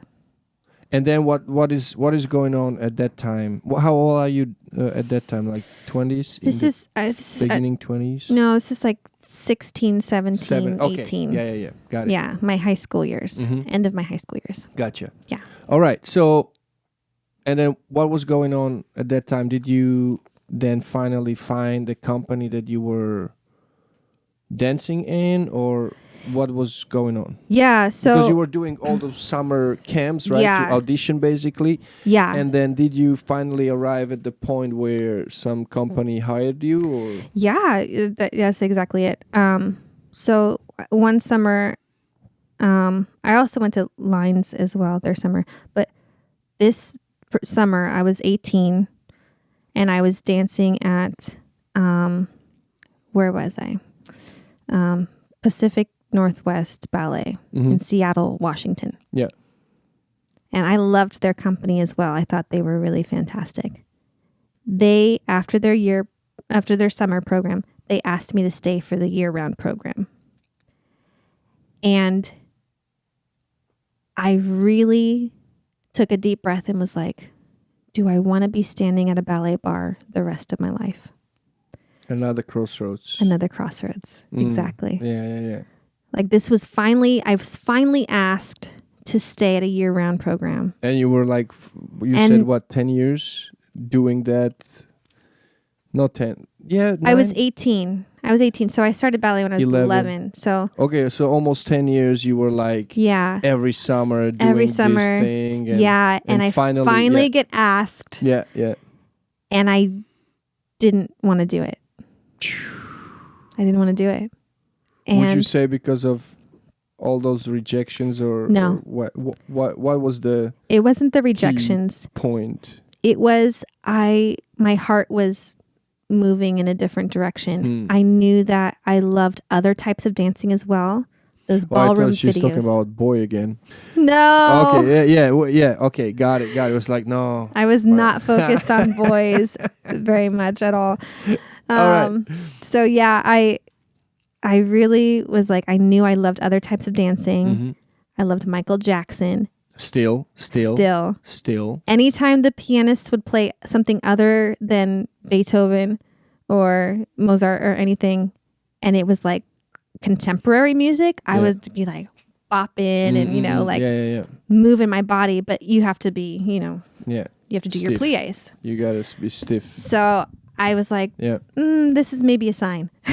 Gotcha. Yeah. So I decided to go back home to Los Angeles. And after the summer camp. And just start auditioning. Auditioning for? Anything and everything. For shows, though. For shows, yeah. For shows. For any like dancing opportunities, jobs, things like that. Gotcha. Yeah. So I kept auditioning. So you were 18 at the time, you said? 18. Yeah, 18. Yeah. So, yeah, it's like finish the school, and now you're starting to, work, so to say. But first we need to audition. First you have to audition, yeah. And auditions are, it's like You go to a studio with hundreds of other people. They make a cut once you've danced. And if you're kept, then you get to dance again. And they make another cut. So is it there like a set choreography for the... Yeah, they'll usually have like a choreographer there who will teach you, 4 8 counts of music. And they'll watch you do it in smaller groups. So maybe 3 at a time. And from there, they will pick their favorites. The center stage type of thing, right? When they were going across the... Yes, and you've got the numbers. Yeah. Yes. That's so cool. So you went through all that, yeah? Went through all that. And then with... That's why she's so excited to work with this choreographer, because it's like exactly that. Exactly that. So, you go through this audition process, and for musical theater, at the end, they will have you sing. So a lot of dancers who are really fantastic will get cut because they can't sing. And you had lessons from singing. I had not had lessons from singing. No, you said your mom gave you to singing. Piano. Piano. Okay. Piano. My bad. No singing. My bad. But I did have an ear because I was listening to music all the time. So I think I just... the Lord gave me a gift of singing, and they're like, okay, do you have a song for us? I was like, no, I'm not prepared to sing. Like, I've never done this before. I think they had me sing like Happy Birthday, something very simple, because I had no music book. I had no sheet music. I had nothing. I was just a dancer. I was just ballet. Musical theater is the all-around rounded skill set that you gotta have. Yeah. So it's singing. It's like if they have like some choreography that includes ballet, you gotta be able to do ballet. Yes. If there is some jazz, modern type of movement, you gotta do this. Yes. If there is lifts involved, you gotta be comfortable with lifts. Yes. Right? Yes. I mean, any type of West Side Story. I think you had some kind of hip hop ish almost moves. That was more like salsa. Latin. Oh, Latin. Yeah, so that too, Puerto right? Ricans. Yeah. Got it. Yeah. Got it. So that you have that, right? Genetically. So that's not yeah, a it's in my problem. blood. But so you gotta be like an overall very well-rounded. Very well. That's very well-rounded. Yes. I got it. Yeah. Very well-rounded. Very well-rounded. Dancer. Yeah. Performer, but not even dancer, because it's not just dancing, it's performer, right? Yeah. Just living life gives you experiences that you may need for musical theater. Yeah. Like they're having people... Similar to acting though, right? Yes. Yeah. Yeah. The more things you have in your pocket, the better. And like now I love to do drifting in cars. I love to do archery. And that's just for fun for me. But I always... drifting. What? I love Tokyo Drift. The third like Fast and Tokyo, Furious. Tokyo that drift. Kind of drifting. So you drift it, like literally you go to... on your I'm still regular learning. car? No, you have to have like... You like on the streets in New York, you go like... No, not in New York. You can't do it in New York. You have to do it like here in California, like in a drifting, like in a course. Okay. But I've only ever been a passenger, but I want to someday to start to be learn a driver. Yeah. It's got it. So very expensive sport. And you do like stunts and stuff. Well, that's the goal. Yeah. That's the goal. So this is your next adventure, so to say? Yeah. Well, I mean, it's just like a hobby. Because it's fun, and it's the closest thing to having that adrenaline in a Broadway show. It's the closest thing. So we come to know your life is at risk, basically. Come to know, and you're out of control, and so that's like what Broadway feels like. This duckling, that was attacked by this Californian girl, 3 years old girl, and took away her bracelet. Is an adrenaline junkie. Yeah, totally. So did you ever do bungee jumping? No, I'm afraid of heights. No. How do you do lifts when you do lifts in the show? Oh, with a partner? Yeah. Oh, that's fine. That's fine. Yeah, because if they drop me, it's their fault.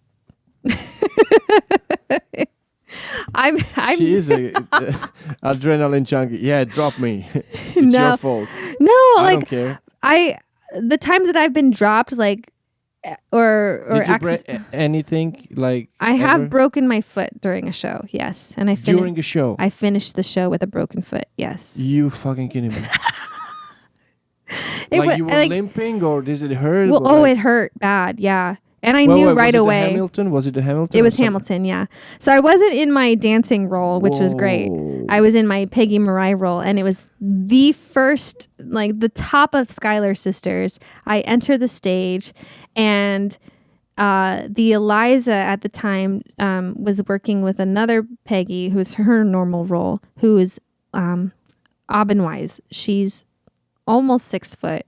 She's very tall, and she, pulls her pretty. Yeah. pretty So roughly. it was like kind of scene It was where totally they an arguing accident. or I love whatever, Crystal. Right? Crystal Joy Brown. She's fantastic. She's one So of the most Crystal talented. She's actually my good friend. broke your foot. No, she didn't. Crystal, It was just. come It was on. no. It wasn't her. It And was this is a how you combination eliminate of your enemies in musical theater. no. On She's the my show, good live friend. show I love her performance. dearly. No, I love her. It was a combination of her pulling and me slipping on my dress because it's silk. They're gorgeous Right. dresses She that they just build. tells the story like that, but in actuality, it was a fight for the role. So whoever wins the role will be No. theirs, and it was on the live performance. Can you imagine? Live This is performance adrenaline in front of 1,300 people. Yeah, And Yeah. what do? You just keep going. of course. There's no way you can, Yeah. So you run like off Tom stage. Cruise? He broke his foot. He broke his foot in Mission 5 or Impossible? 6. He was jumping Wow. from one building to another, Oh my goodness. and he flew and he landed scary. like here on the edge, right? Ooh. And he stepped on the wall. Ooh. He broke the foot. No. He finished. He Scene. finished the scene. He was just limping, finished the scene, and then he goes, "Okay, that's a wrap. For 6 weeks, I broke my foot." Yeah. Yeah. And everybody goes like, "Okay, we have break for 6 weeks." Yeah. Yeah, I feel that because I knew immediately that it was not good. But did you like step funny or? Yeah, I like rolled it. It was my first time back after COVID in that role. Yeah. It was a combination of a bunch of things. And I just And remember the girl going wanted her role as well. No, I just remember thinking, why am I on the ground? Why am I here? So you actually fell, oh, I was on the down. ground. Yeah. and people thought that it's part of the show. Well, yeah, because it was like the because beginning you where were she's fighting. like, yeah, gotcha. she's no, it's the part where like she goes and Peggy like right before then, so it looks like I was supposed to be, On the floor. like the younger sister who's like lagging behind, and so it worked with the scene, but obviously like even my friend who was at the show, she was watching and she said she didn't notice. So Also, it was like cool, like playing it cool. oh And yeah, how well long- you have to. You're how long- on okay. stage. Mm-hmm. Well, it's a live performance, right? But how long? So it was pretty much in the beginning or something. It was at the top of the show, like 15 minutes into the show, and the show is 3 hours long. So I finished the rest of it, and my foot's slowly starting to swell. The adrenaline is going down, so I'm feeling it more and more, and then And it was the role to where the- you need to sing as well, like Yes. solo, right? Yeah, so thankfully it wasn't like a big dancing role that I do every night. It was my singing role, Yeah. so I just had to stand for most of it and sing, which I was like, I can So how stand. long you were out though? 3 months. Yeah. That's a lot, man. Yeah, I broke it. Man, that's crazy. Yeah. Mm.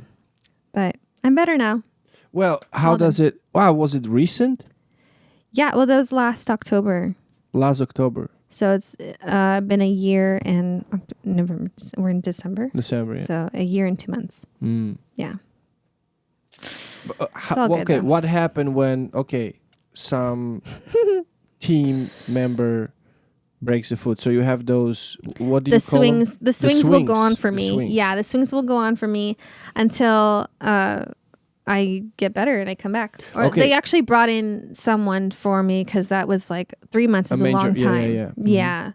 So they brought. Okay, so but you don't lose the role, right? Like you No, get better. no. Yeah, it's and you're you know, insured, obviously, and all this stuff. Or yeah, it's like it's a workers' comp thing. workers' comp. So Yeah. yeah, that's what. All right. So, but they okay. So you get still paid, right? When you kind of recovering. Yeah, through ish workers' comp. Okay, Yeah. got it. Okay, so Telling my medical history. No, I mean, I want to know, like, yeah. You still get paid. If I get like, injured, right, and during I'm not the teaching, job. Oh yeah, you're not. I'm not getting anything. Yeah. It's like. Yeah, no, we get workers' comp. Like if we're injured during the show, if it, like then so like they all take care of place. us. Yeah, like they're not gonna. Yeah, we keep our job. That's not every show, but it is for Broadway. Like we have a union who takes care of us. The Actors Equity Association. It's not like the 30s when you break a foot and you're not usable, you're just out on the street.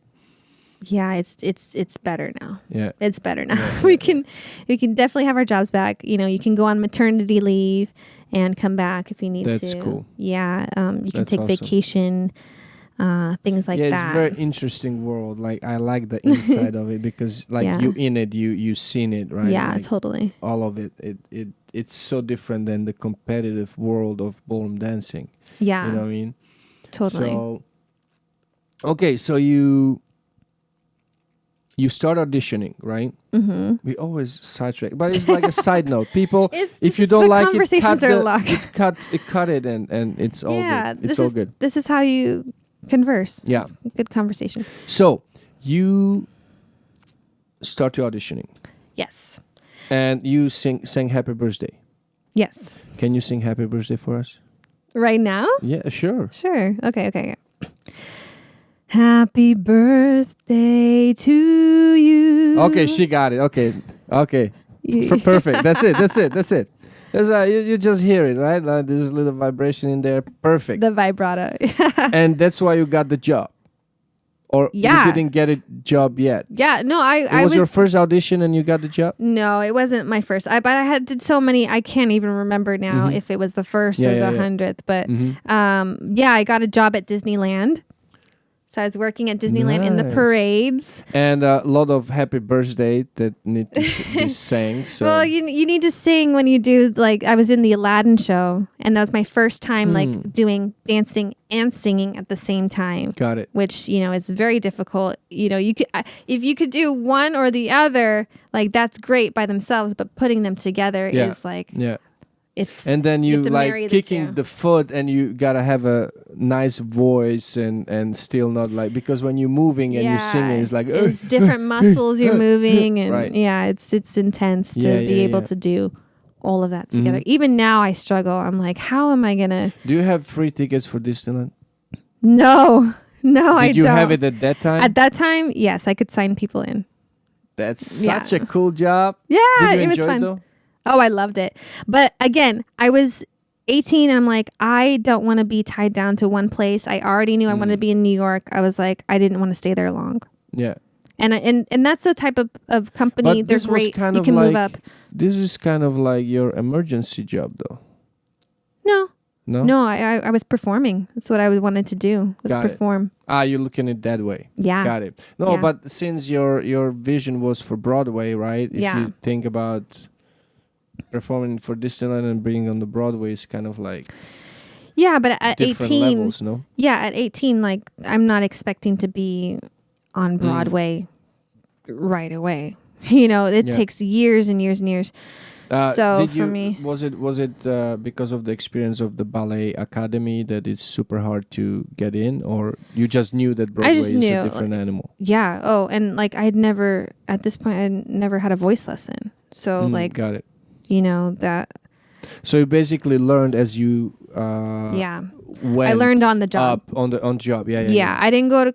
I went to. I got accepted into a junior college, which you get accepted. you don't have to apply really. You just get accepted. And I started going to classes there, but because I was working at Disney, I needed to leave my class early. So I asked my teacher, is it okay if I leave my class like 10, 15 minutes early? Like, And they said, oh, well, if you leave class early today and you leave class early tomorrow, it's going to add up. You might as well quit the class. So I did. And I was like, well, not the school though. Well, I only had the one class because that's all I could do with working at Disney at the time. So, and because it was conflicting, they said, quit the class. I said, all right, fine. Well, that's what I want to be doing anyways, is dancing and performing. So I did that. I was like, let me just focus on that and I can always go back to school. And so that's what I did. Yeah. All right. So at that point, 18, you go like, you know what? I'm going for it.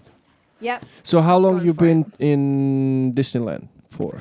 I was only there for like a year at most. At most. And then how did you come to, so you were working at Disneyland, but at the same time you were doing some auditions as well, right? For other things? Or? Yes, I was auditioning like constantly. And I got booked for a cruise ship. A cruise ship. A cruise ship. I danced on cruise ship too. You did? 2 weeks, yeah. 2 weeks? Oh, so you were a guest. I was a guest star. Guest artist. Type of thing. Yes. And it was 2 weeks. Okay. It was from Lisbon. That's nice. Lisbon to Miami. That's really nice. Yeah, I was in the cast in the shows, so I was there for. So it was a big cruise ship. Yeah. Royal Caribbean. Royal Caribbean, nice. Yeah, so I was there for like 7 months for one contract and then 8 months for another contract. Do you make good money like when you do those shows? So here's the thing. You don't really make good money, but you save a lot. You don't have to pay for rent. You don't have to pay for food. You don't have to pay for basically anything. Yeah. So you save so much money. But you get paid like a certain amount, or? Yeah, I mean, you get paid, whatever it is. It's, and for an 18-year-old. We won't do bad advertisement for your Royal Caribbeans, so all good. Yeah, but for an 18, 19-year-old, like, now, of course, that was like, and you get to the see dream. all the, you see the world for free and get paid for it, like, so, but you didn't go just around Caribbean, you went all over? Yeah, so, it was, the Caribbean was one of them. Like we did St. Martin, St. Thomas, Puerto Rico, all that. We also did the Mediterranean. So I was going to France, Italy, Spain, Morocco, Tunisia, so cool. Malta. So you got to see everything. England. And it was paid for. Mm-hmm. That's a cool way to go. Yeah. That was my college. Yeah. Seeing the world, getting to dance, learning different cultures, talking to people, almost getting left in Spain. What? Yes. Yeah. You were late? I was late. You were dating some Spaniard. No. Ha! We got I was kind of seeing someone from Argentina. Argentina. And he was in Spain. No. Why you were late? I was late because I was buying a pair of shoes. A pair of shoes, and I was looking at the time. And shoes. I just happened to be running late. I looked at the time. I lost track of time. I tried to get on a bus, but it was taking 15, 20 minutes to get there. So I found a cab, and the only Spanish words I knew at that moment were El Barco, El Barco. So then what does it mean, El Barco? The ship. The ship. The ship. Yeah, so he just drove me there as quick as he could. And as I was running up to the gangway, they were pulling it up on the ship. And I said, wait for me.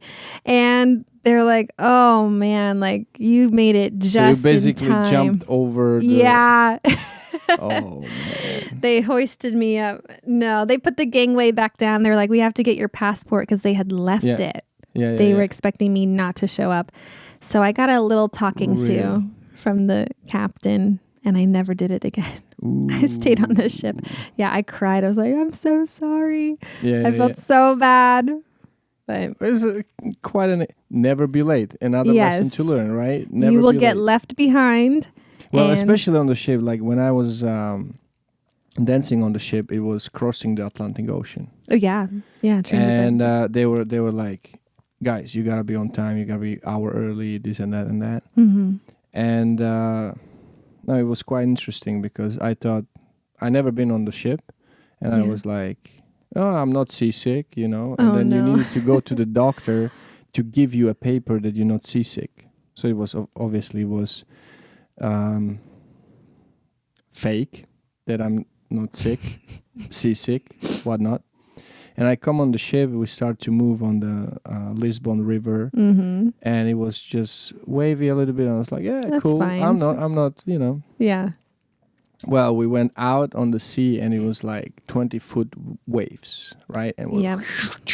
I was like, I'm feeling kind of hot, you know. Like maybe did you turn on the AC? I was telling to my dance partner, and she was like, "It's starting." I was like, "What do you mean?" And at that moment, when she said it's starting, and I said, "What do you mean?" I stood up, I went, and then one day I was like just throwing up. Yeah.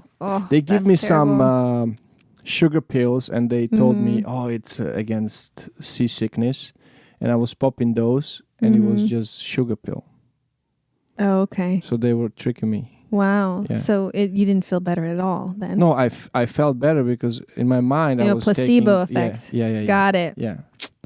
And then I was asking the guy, "You never been seasick? Or the big ship is so much?" Well, I mean, it's stable, right? Like more. It is. The bigger ships can be a little bit more stable, but when you're up against those 20-foot waves, I mean, there's really no hiding the fact that you're at sea. So I remember like we had to cancel our shows because if you jumped and then the ship went down, you've got, 5 extra feet worth of stage that isn't there and you're not expecting it. Or the opposite, boom, it hits you. We had the same problem. We were dancing actually a show and it was like, woo. Yeah. It wasn't. It was a very different experience actually to not have a ground. Like so much to the technique and using the ground to actually work off of. Yeah. So I remember we canceled our shows. I was laying in my bed, and for fun I took a quarter to a string and pinned it on the top of my bunk bed. And if I sat up, I would hit so I just laid down, and the quarter was going way over here. It was almost touching the top of my bunk bed because it was that wave. So it was that rocky. It's crazy. And so thankfully we didn't have to perform, and I could just try to like rest through it. But it was. But you were seasick or no? No, I didn't get sick like you did. Yeah. But like I got a little. I'm just glad I was laying down flat. I felt like it was a rocking chair almost. I was talking to one of the crew members, and they said, "You know what? You gotta like have fun with it." I was like, "What do you mean?" Well, when the ship is moving, you move with it like you're drunk. I was like, "I know that feeling. Let's go." And since that moment, it was fun. Oh, good. Yeah. Oh, that's great. I had 2 shots of whiskey, and I was like, "Woo! I'm having fun." You didn't fight it; you went with it. Yeah, exactly. Yeah, that's another. That's like surfing. You have to go. You have to go with it. I just had a guest. He's from Hawaii. He's a dancer, but he used to surf. How cool! I stood on a paddleboard. I catch the wave. That was the only time in my life I catch the wave. Never again. I tried hard, but it was the most amazing feeling you can get. Oh yeah! I went like for 60 feet. Like the wave. You was really caught it! Wow. Yeah, it was luck. Cool. It was a beginner luck. Yeah. That is. You very ever cool. surfed in California? In California, yes. So you actually can surf? Or? Well, I mean, I was living in Hawaii for 3 months, touring. Doing Wicked. Yeah. Wicked. Oh, we're getting to that. So you've been to Hawaii as well? Yes, and that's where I learned to surf. But the waves there are way nicer than they are here in California. Well, and much warmer. Yes. I should. And I had a teacher, so that was helpful. And that you were dating? No, I was not. She's breaking hard all over the world. Oh man. All right. Man. So, So we were on the ship, right? So you did the touring with the ships, right? You had this contract, and then what age you were at that time? Like 19, 19, 20. 20. Yeah. And then after that, you got the Wicked or not yet? After that, I got West Side Story. West Side Story. How long you were with West Side Story? Was it in New York already, or? So when I booked the show, we rehearsed at the Duke Studios, which are now the new 42 Street Studios. Which is in LA? Which is in New York City. New York City. Okay, New York City. Yeah. So we rehearsed there. So you moved already to New York? I hadn't yet. No, I booked it in California. Oh, okay. Yeah. And so we rehearsed at the new 42. It was my first time doing a job in New York City. Mm-hmm. I'm 21 years old, super excited. And after that, we toured. Rose glasses on, everything is beautiful. Oh yeah, right? It's like, oh my God, like I love New York City. Yeah. It never snows. It's always warm. Yeah, it was one of those, like, I was living my center stage dreams. Yeah. Got it. And so it was the beginning of my musical theater career, and I toured for 6 months with them, and with all of those touring like different cities around the country. Got it. Yeah. So we were all over. And that was the project that Arthur Lawrence, the writer of West Side Story, had last worked on before he passed. So that was really special. But I, on tour, I had received a call that I booked Wicked because I had been in for them so many times. And I'd gone in maybe 6 or 7 times, like every time. For auditioning. Mm-hmm. Got it. When I was in, back in 18. Yeah. And I remember one of the first times I got cut, I made it to the very, very end, but then I didn't hear anything. So I walked up to them and I said, is there anything I can do for next time? And they said, well, you're a little young. And I said, okay, I can work on that. I can get older. Yeah. So I just kept going so in. You were like 18, so they didn't want to have anybody that it was cannot drink, basically. Yeah, or just like someone who's a little bit more responsible, like, because it's a big responsibility touring. Yeah. So they wanted someone who like really is dedicated and not like can too do young. The job. Exactly. Yeah. It's a hard job. So I just kept going in, and then it wasn't until I was with West Side Story that they called me and were like, we want you to be in our first national tour. And I was so excited. Like, this is the show when I was 18 that was like, oh, I want to do musical theater. Yeah. I saw it in the very nosebleed section of the Pantages Theater, and my life was forever changed. Like, I had to see the show. I named my dog Nessa Rose after the character who just recently passed away. She was my friend for 15 years. 15 years? 15 years, 2 weeks shy of her 15th birthday. That was my baby. Sorry to hear that. Thank you. I loved her. I love her still. But so that was my show. I was so excited. But they said, oh, we want you to start in whatever month it was. Yeah. And I said, oh, well, I'm in contract with West Side Story right now. Yeah. And they said, oh, well, when does it end? And I said, I think it ends April something was around the date. And so they said, oh, okay. Well, thank you so much. And they hung up. I was like, did I just turn down the show that my dog is named after, that changed my life? Like, the one that, it was the pivot point of my, of my career. And they called the next day. They're like, well, what day did you say was your last day with your contract? And I said, oh, it's April like 12th or something. Yeah. They're like, oh, okay. Well, thank you so much. I said, okay. And again, right? And I was like, did I do it again? Like, what's happening? Why are they calling me? They called me back the next day. This is the 3rd day. And they said, we are going to hire someone for 4 months until you get here in April.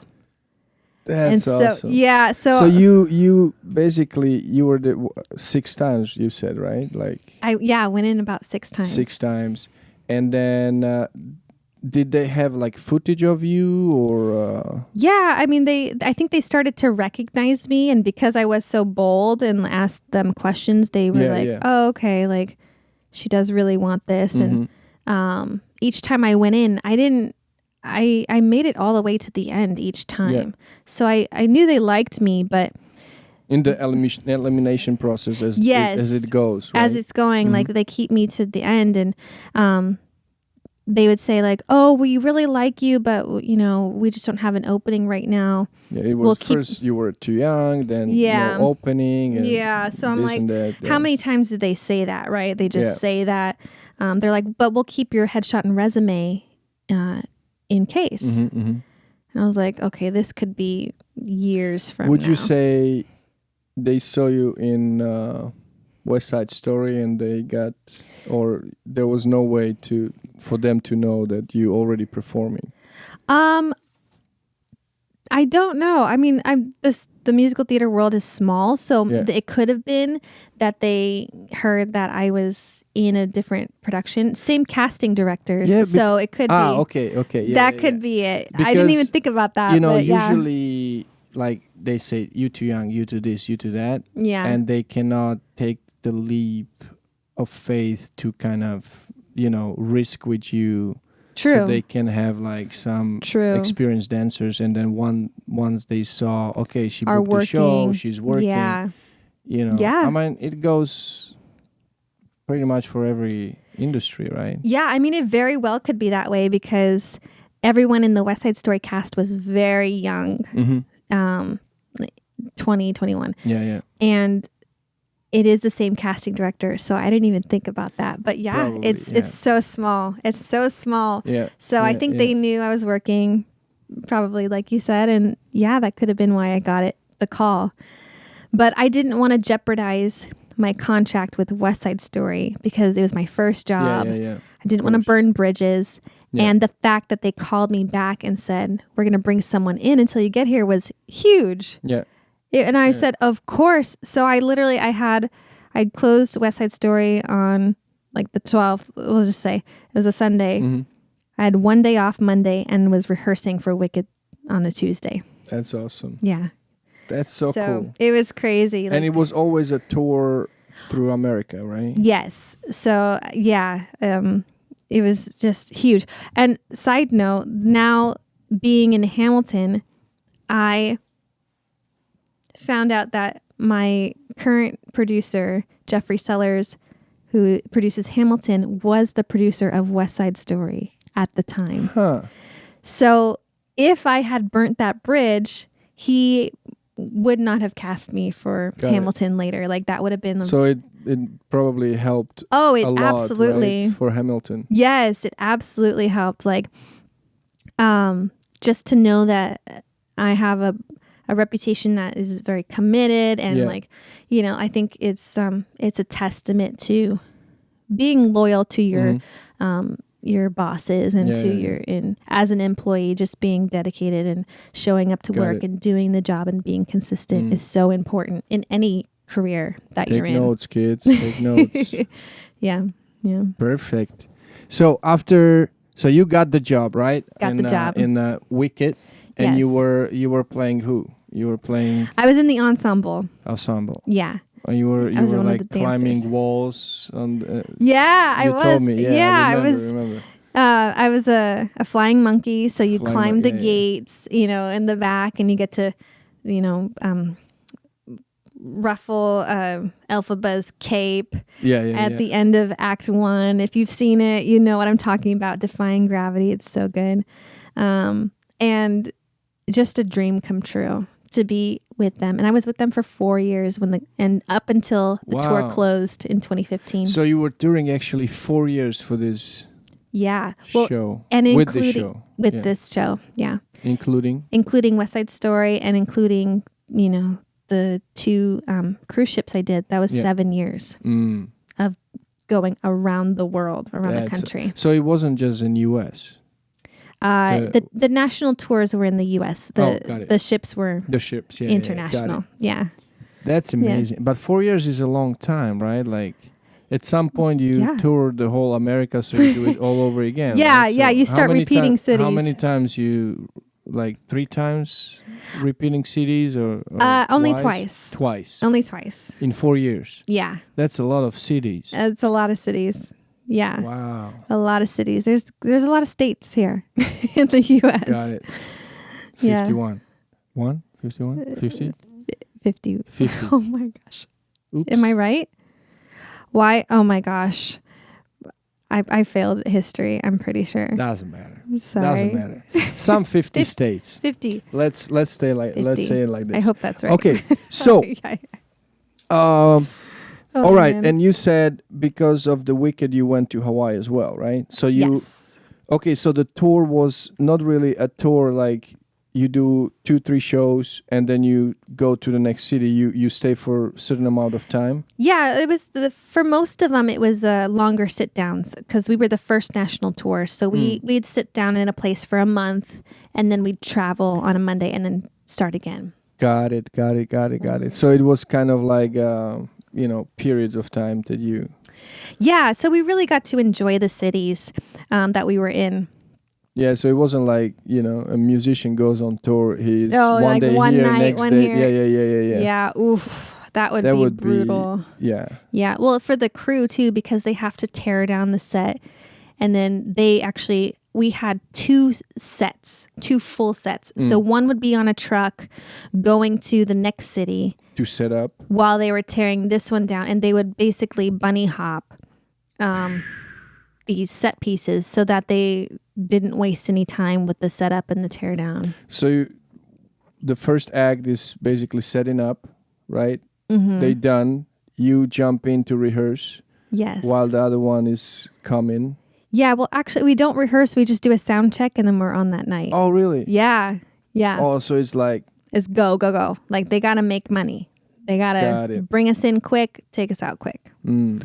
And that's why we travel on our day off, which is not really a day off when you're traveling that much. It's exhausting to travel. So imagine doing 8 shows a week, traveling on your day off, and then working 8 shows right away. Yeah. So you have you have shows every day, right? Every day except Monday. That's the general musical theater rule is we have Mondays off. Because people are working. Normal people. Normal people are working on Mondays. They were working. And they have weekends off, so we work mostly on the weekends. So on weekends it can happen you have 2 shows, maybe 3?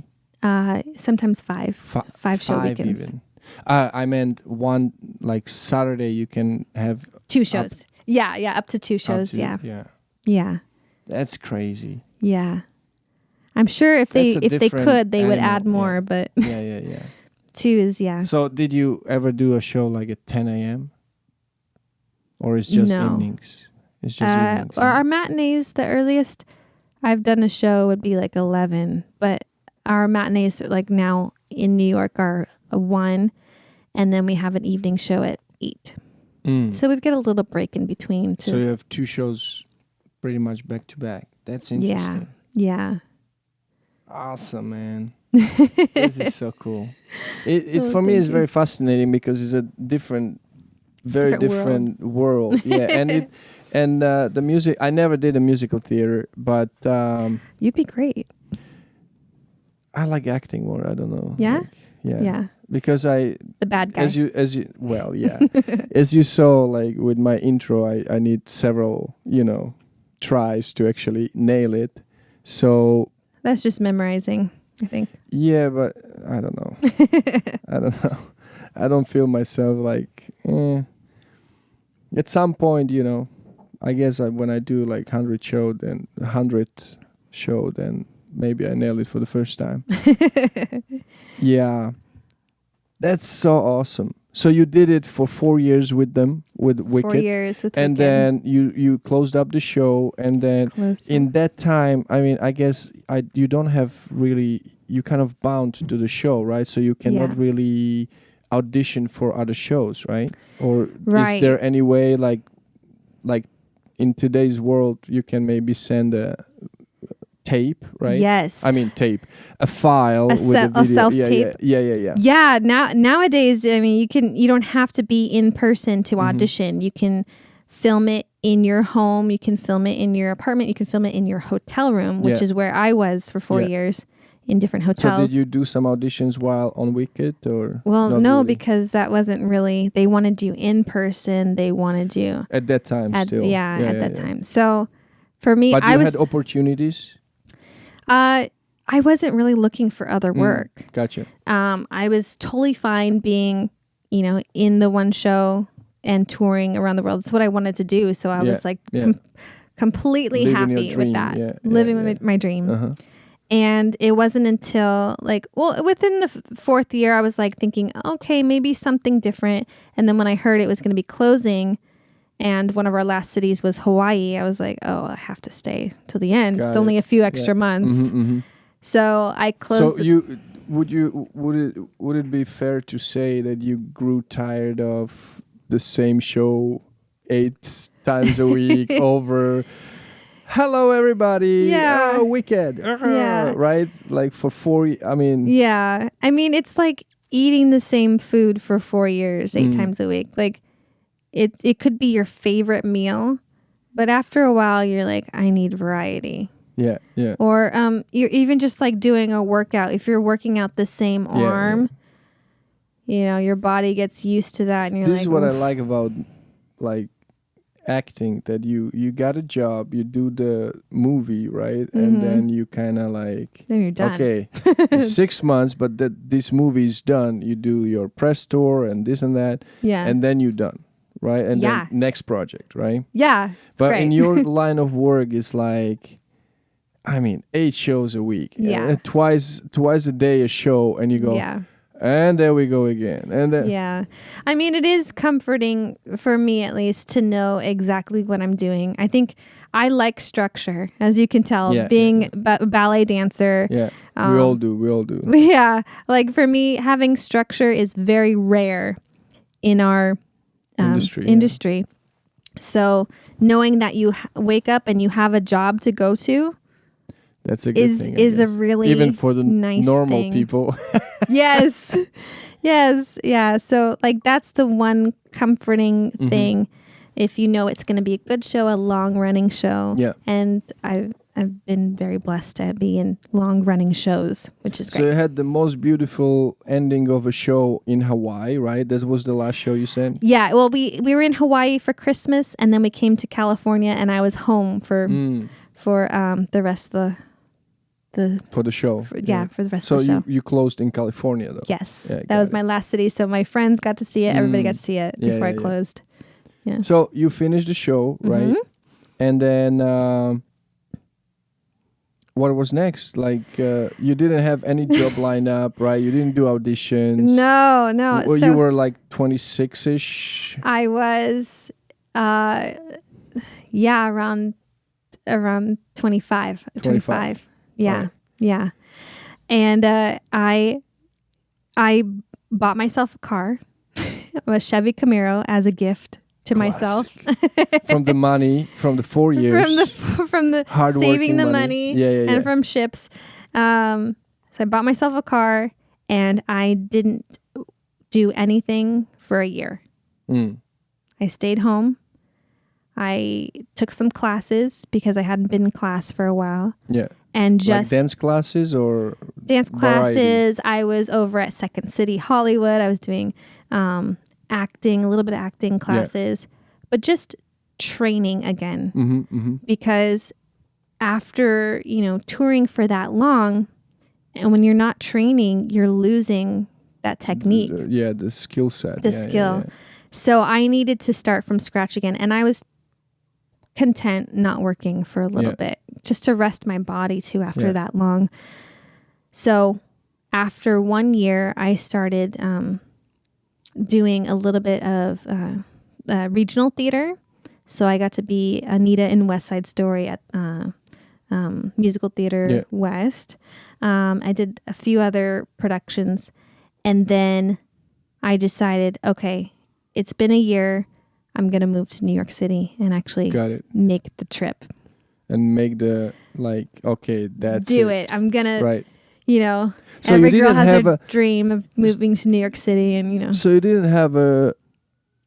Okay, so this year was where you also took ballroom lessons, right? Yes. That was the year. Yes. When we met, right? That was okay. So that was 2015, 2016. Yeah. Yeah, that's right. Yeah. That's when I started. I was really taking classes a lot. Yeah, with you told ballroom. me like, I'm just doing this, for myself. Or, Yeah. like expanding type of my skill exactly set, living life a little bit. Mm-hmm. Getting more opportunities to just soak life in. Yeah. And But you were staying like. You were telling me like, I want to go to New York, this and that. So we did the show. Like you were taking classes maybe for 2-3 months, something like that. Okay. Like, yeah. Yeah, that sounds right. And then you left to New York, and I know in New York you took classes as well, ballroom classes, Yes. right? Yes, I did. Yeah. They were very expensive. Yeah. Ballroom is not cheap. It's not. It's probably more expensive than ballet. Oh, way more. Like the shoes, like you said, $85, right? Yeah. Back then, and our shoes like from $150 to like up to $250, $300. Yeah. Well, for ballet classes, you're in a classroom of 30 people. Mm-hmm. With ballroom, I feel like it has to be one-on-one. Yeah. So you're paying for that teacher's entire hour instead of splitting it up between 30 people. Yeah. So that was what I found the most expensive. Yeah. And I wanted to do it for longer. Only when I got to New York, my job then was to book a Broadway show. So I did auditions, getting new headshot and resume, getting an agent, auditions again, taking class, things like that, and networking with people, going to exactly. So it's like an acting job, though. Yeah, I mean it's very much hands-on. Like we have to take the bull by the reins or the horns, whatever. The bull is horse. Horns. Horns. The horse by the reins. horse by the reins. Yeah. Got it. Okay. Or by the ears, whatever you prefer. Yeah. Okay. So you gotta grab it, grab your goals just to make it happen, because nobody is going to get you up at 5 in the morning. So did you practice on the Wall Street with the bull that's standing there? No, but I should have. Yeah, probably. Yeah. So how long did it take you to actually book the show? I mean, you didn't probably just aim for Hamilton. You were like, no, I was all doing over the everything. place, Yeah. Doing right. Yeah. So my motto was do one thing every day that's going to get you to your Broadway debut. And kids. One thing every day, even if it's small. Mm-hmm. And I say that all the time to everybody because it really is true. And from the day I moved to New York to when I booked the show was 6 months. 6 months. So fairly quickly. Yes. Yeah. Very but quick. you did like every day you were doing something to actually get there, right? Yes. And I didn't have a survival job, because to me that would have taken away from my job, which was to find a job. Exactly. Got it. Yeah. So how did you survive? Did I you saved had some up enough. saving? Yeah. And I saved up enough. yeah, that's slept planning. on couches. Oh God. with some friends. Yeah. So you didn't have actually an apartment for yourself? Not at first. Mm-hmm. I'd say within month 3 or 4. Mm-hmm. Thank you to my friends who let me sleep on their couch for those first couple months, because I came with just one suitcase. Yeah. Like, you know the Annie song, $3, 2 bags, one me. I just had one bag. But I came to the city. I slept on couches, and then within 3 or 4 months, I got my own apartment. Mm-hmm. Which was like 2 square feet. For $3,000 in New York. I was living with a friend who was in Wicked with me. Got it. And so she let me crash in her extra bedroom. Got it. And so she was already in New York. Yeah, living. she was already there. And working as well? Or? Yeah. Oh, yeah. She was doing really well. Very talented. So, yeah. And thank you, friend. Yes, thank you. Are. Thank you so much, friends. But yeah. Perfect. 6 months later. So after 6 months later, you booked the show. Yeah. After Hamilton. lots of auditions with Yeah. Hamilton, but it took me 6 months from when I Mm-hmm. That's impressive. 6 months. Thank like you. It's a short amount of time, though. Yeah. Like, if you think about it, yeah, it really is.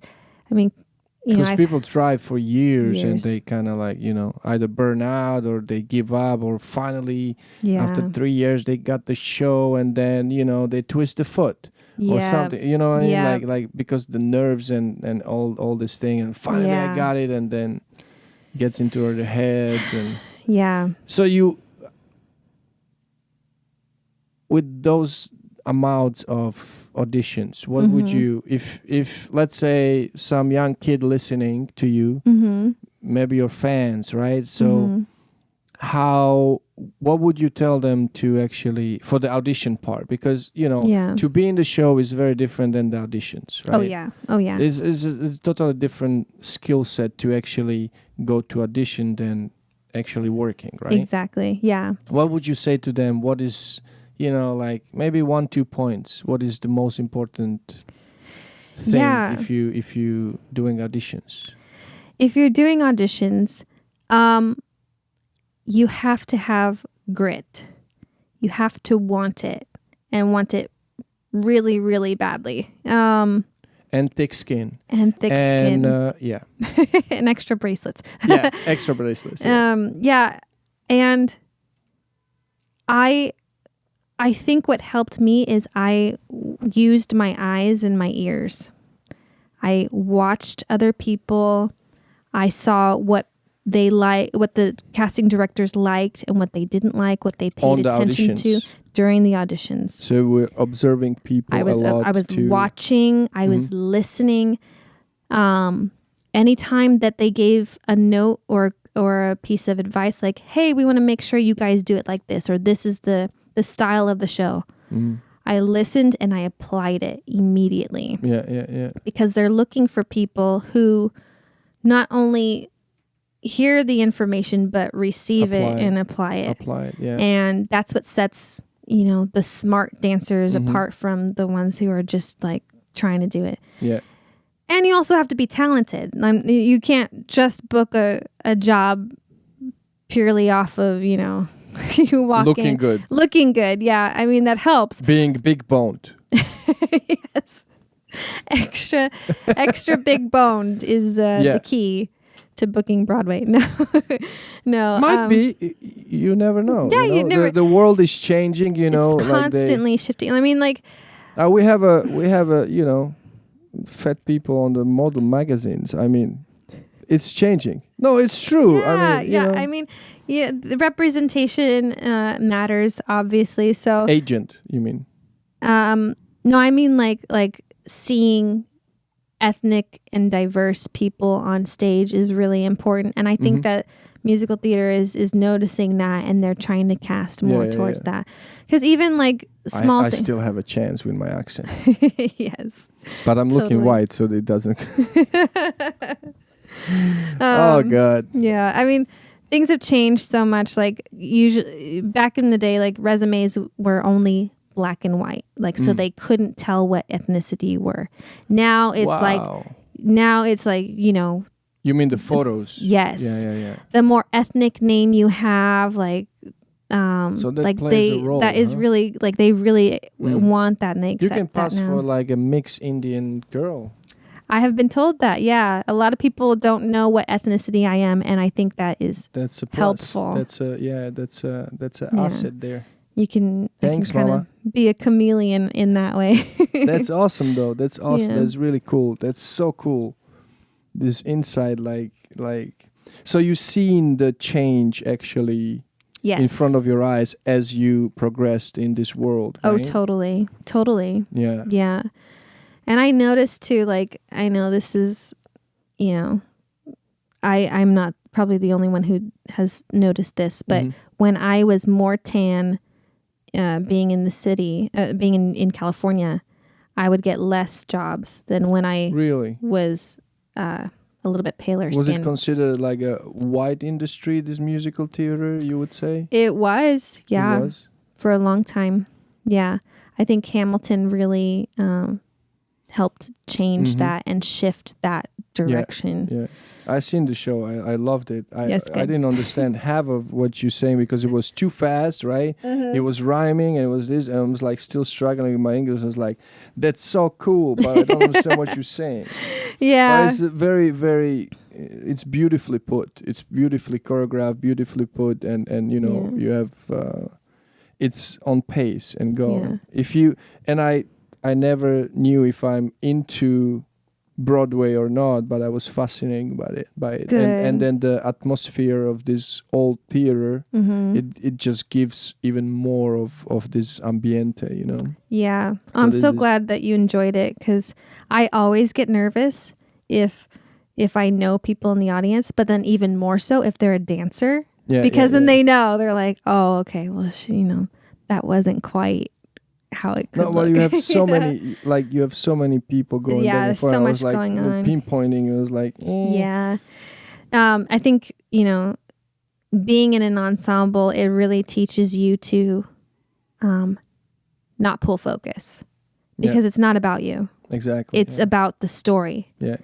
And when I was younger, I thought, oh, I have to kick the highest and stand out and really, but it's not about me. Yeah. At all. But you learned it later though, right? It wasn't like... Yeah, I learned it later. Yeah. I took some dance captains and some choreographers to tell me. Mentors, basically. To tell me, hey, you know what? Like, you don't have to work so hard. And not to not work hard, but you don't have to feel like you gotta be first. Perform. It's not a competition. Yeah, it's not a competition. You don't have to perform. It's so you're working within a group where exactly, you're presenting this as a group, and it's a different. It's different. It's more of a servant type of role instead of like a selfish me.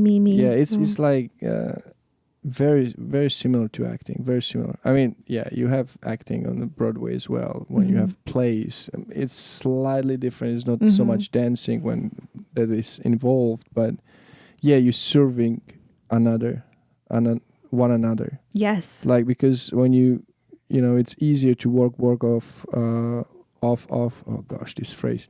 It's easier to work off a actor that gives you the full feeling range, whatever the scene is about, right? And then you can kind of it's less work, it's more effortless, because it's like in the moment. And totally. All right, so you I'm jumping, like cutting through. So you are with Hamilton how long already? Years and years, right? Yeah, well, I joined in 2016, and with the 18-month COVID, I guess you can count that. It's now been almost 6 years. Fantastic. Yeah. And the show's still going. Still going strong. And packed houses. Yeah, packed, right? Like it's always full, right? Yeah. It's amazing. And what theater is that? It's the Richard Rogers Theater on 46th. Rogers Theater on 46 in New York. Between 7th and 8th. In New York. In New York City. That's on awesome. Broadway, baby. On Broadway. Yeah. Fantastic. Yeah. This is awesome. Thank you. We saw it past 2 hours. That's wonderful. Yeah, That's Lauren great. was a little bit worried. I was like, I don't know if my story will be very interesting. I'm like, listen, just, I don't know if we, have a lot of material to work, to talk about. And I was like, look at this, 2 hours. Over 2 hours. Wow. Yeah. I talked your ear off. It's been a pleasure. It's been a pleasure. Thank you so much. Before we go, I want to mention the Broadway Babes, because when I saw your show, you were like, I want to show you the the work I do, and yes, you helped. Yeah, I helped a little bit, and it was one lady. She was awesome. She was teaching me how to use my hip movement. Yes. It was so awesome. It was so cool. Yeah, Broadway Babes is an outreach program that I started about 12 years ago, and it's dedicated to senior citizens and helping them dance. So they get to sit in their wheelchairs or they get to use their canes, and we just tap dance together. And it's completely voluntary based. We receive donations by tap shoes, by just other types of donations like feather boas for their costumes, and we have 2 recitals a year. With COVID, it kind of slowed down because everyone was scared, obviously, and want to stay healthy. But it's been a real joy to give back to the elderly community who just loves to dance, even if they haven't danced before, which we've had. They just love it. They get an opportunity to move their bodies and just to have a good time together. And it's mostly in the places like senior homes, right? Yeah, it's like in senior. You go in there. Exactly. Yeah. So they don't have to go far. They just go to their senior living centers and get to dance with each other. It's so fun. So how does it rewarding. work? Like you come to the senior center and you say, I want to volunteer, I want to help, and then you do free classes, right? Yeah. Yeah. That's awesome. Yeah, it's so fun. Do you have like a website or some social media page or? Yeah, you can check out my website. It's Lauren, LAURENM for Marie, Boyd, BOYD.com. And there's information on there about Broadway Babes. You can check it out. So if you senior citizen living in one of those homes, or you a manager somewhere in there, so check it out. It's a great program for people that usually just go for their breakfast and lunch and dinner and walking around. Yes. That's awesome. Yeah. And it just came about. Why? Because you were kind of bored, or you were like, okay, let's do this because I want to. How did it came about, this thing? It came about because when I was growing up, my mom always had me volunteer at a senior center close to where we live. But then when I was older, I felt like I've been blessed so much that I wanted to continue to be a blessing to others. I'm constantly using my gifts as much as I can, just like you, to write a book or, do your podcast. That's so cool. Like just to constantly, be Well, sharing. I still don't know if this is a gift yet. It is. Are you kidding? The audience is going to love it. They love it. Yeah. I still don't know if it's a gift yet, but we will see. We'll see. Oh, so Time good. will tell. Yeah. All right. Before we finish up, I have 2 last questions. Okay. And obviously, you the most qualified person ever to ask, because you dancing on stages and shows and this and that. And don't get me wrong, I would like to talk to you more about Broadway. So maybe we do another podcast just about Broadway. Okay. I don't know yet, but yeah, because I have so many questions, because it interests me. It's a very different streak of dancing and artistry, and coming from ballroom, it's a very specific, and then you have your Broadway very specific, and then right? Mm-hmm. But question: you seeing a show, dance show, right? 2 people dancing. Mm-hmm. What do you think makes a show amazing to you, or touching, or besides the technical? We are dancer, of course. We understand the technical, fine-tuning of the body and so on. But besides that, like, what does a dance show amazing to you, touching, emotional? One that connects on a personal level. I think if to your personal, to the audience. To the audience. The audience. I think if there is a dance show that has a story that is relatable, such as love, tragedy, friendship, things that are universal through time, I think those are the ones that are most effective, because the audience can relate. no matter what age, no matter what background, no matter what religion, anything. Like you can have a commonality between people when it comes to love, when it comes to death, when it comes to... So it's a story-based show that connects. Yeah, I think that's the key.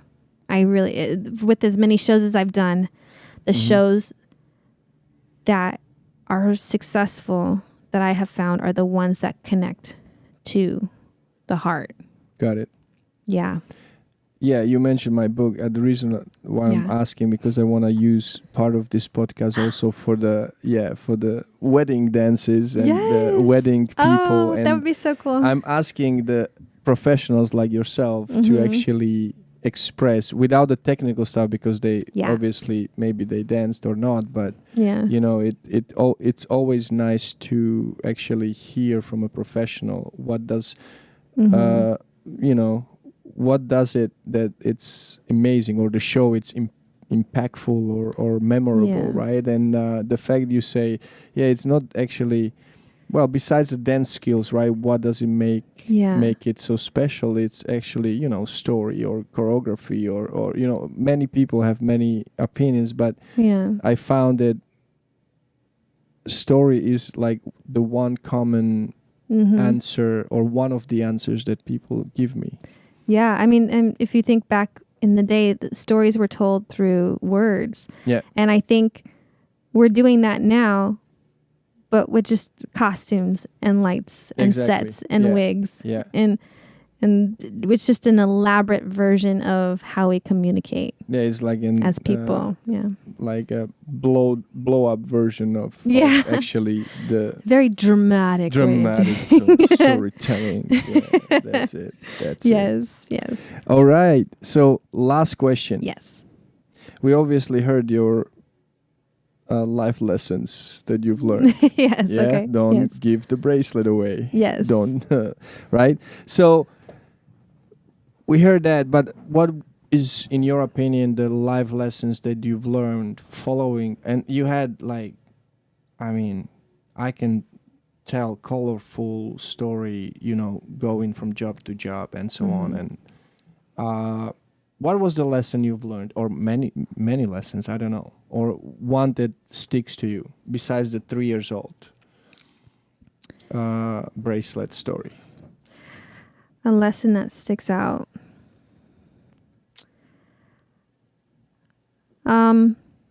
There's so many. I still got time. We will be here all night. I think the biggest lesson that I have learned is to trust myself. Trust that I'm doing a good job. Trust that I've put the work in.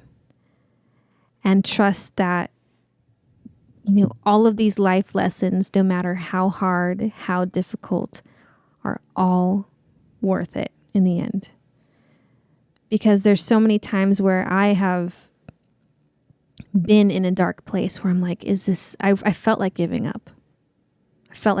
But those are just moments that are small seasons that can pass. And if you just push through, just trust that, you know, it's going to happen. Then I think that is what helped get me through. And plus I have a lot of faith in God. And I really believe that He directed me and helped guide me in those moments when I was in my failing moments, when I was feeling like giving up. And just having a faith. Faith is unseen. Yep. So you really have to have faith that it's going to work out. And maybe your path will look different. Everyone's path is different. Maybe it's going to look different than what you expected, but it's going to still be quite amazing if you just keep trusting that you're doing the right thing. Beautifully said. Thank you. So would you think that your faith, your path looks as you envisioned it? Because pretty much every time you were talking about, some auditioning or whatever, Yeah. I had a feeling that's like, okay, this is what I'm going to do, and I'll do it. Doesn't matter what cost. Yeah. Right? I think it's even better than I had envisioned. Very Because nice. I mean, we as humans, we think very small, I think. And like I said, God has always looked out for me, and he's made it even more incredible. So there's no reason to doubt that it's not going to continue to get better. Fantastic. Yeah. Thank you very much. Thank you so much. Thank you very much for coming. Thank you, Daniel. Sharing your, incredible story with us. Thank you. And good luck with Hamilton. Thank you. And don't forget to check out Bad Cinderella coming this spring. Bad Cinderella. Yes, people. with Andrew Lloyd Weber. And hopefully I'll be on the theater, Tony Awards. Which theater will it be at? It'll be at the Imperial Theater next door to the Richard Rodgers. Oh, so you just go from Hamilton to... Yeah. So you do 2 shows at the same time? Basically, yeah. Rehearse for one in the morning and do the show for the other at night. That's so awesome. It'll be so cool. Awesome. Yeah. Perfect. Thank you very much for coming. Thank you so much, Daniel. Thank you for listening and watching. If you're on YouTube, watching. If you're on Spotify, listening. This was, is, and always will be a judgment-free zone. I'm your host, Dania the Gypsy, and this was Dance, Art, and Life podcast. Thank you. Goodbye.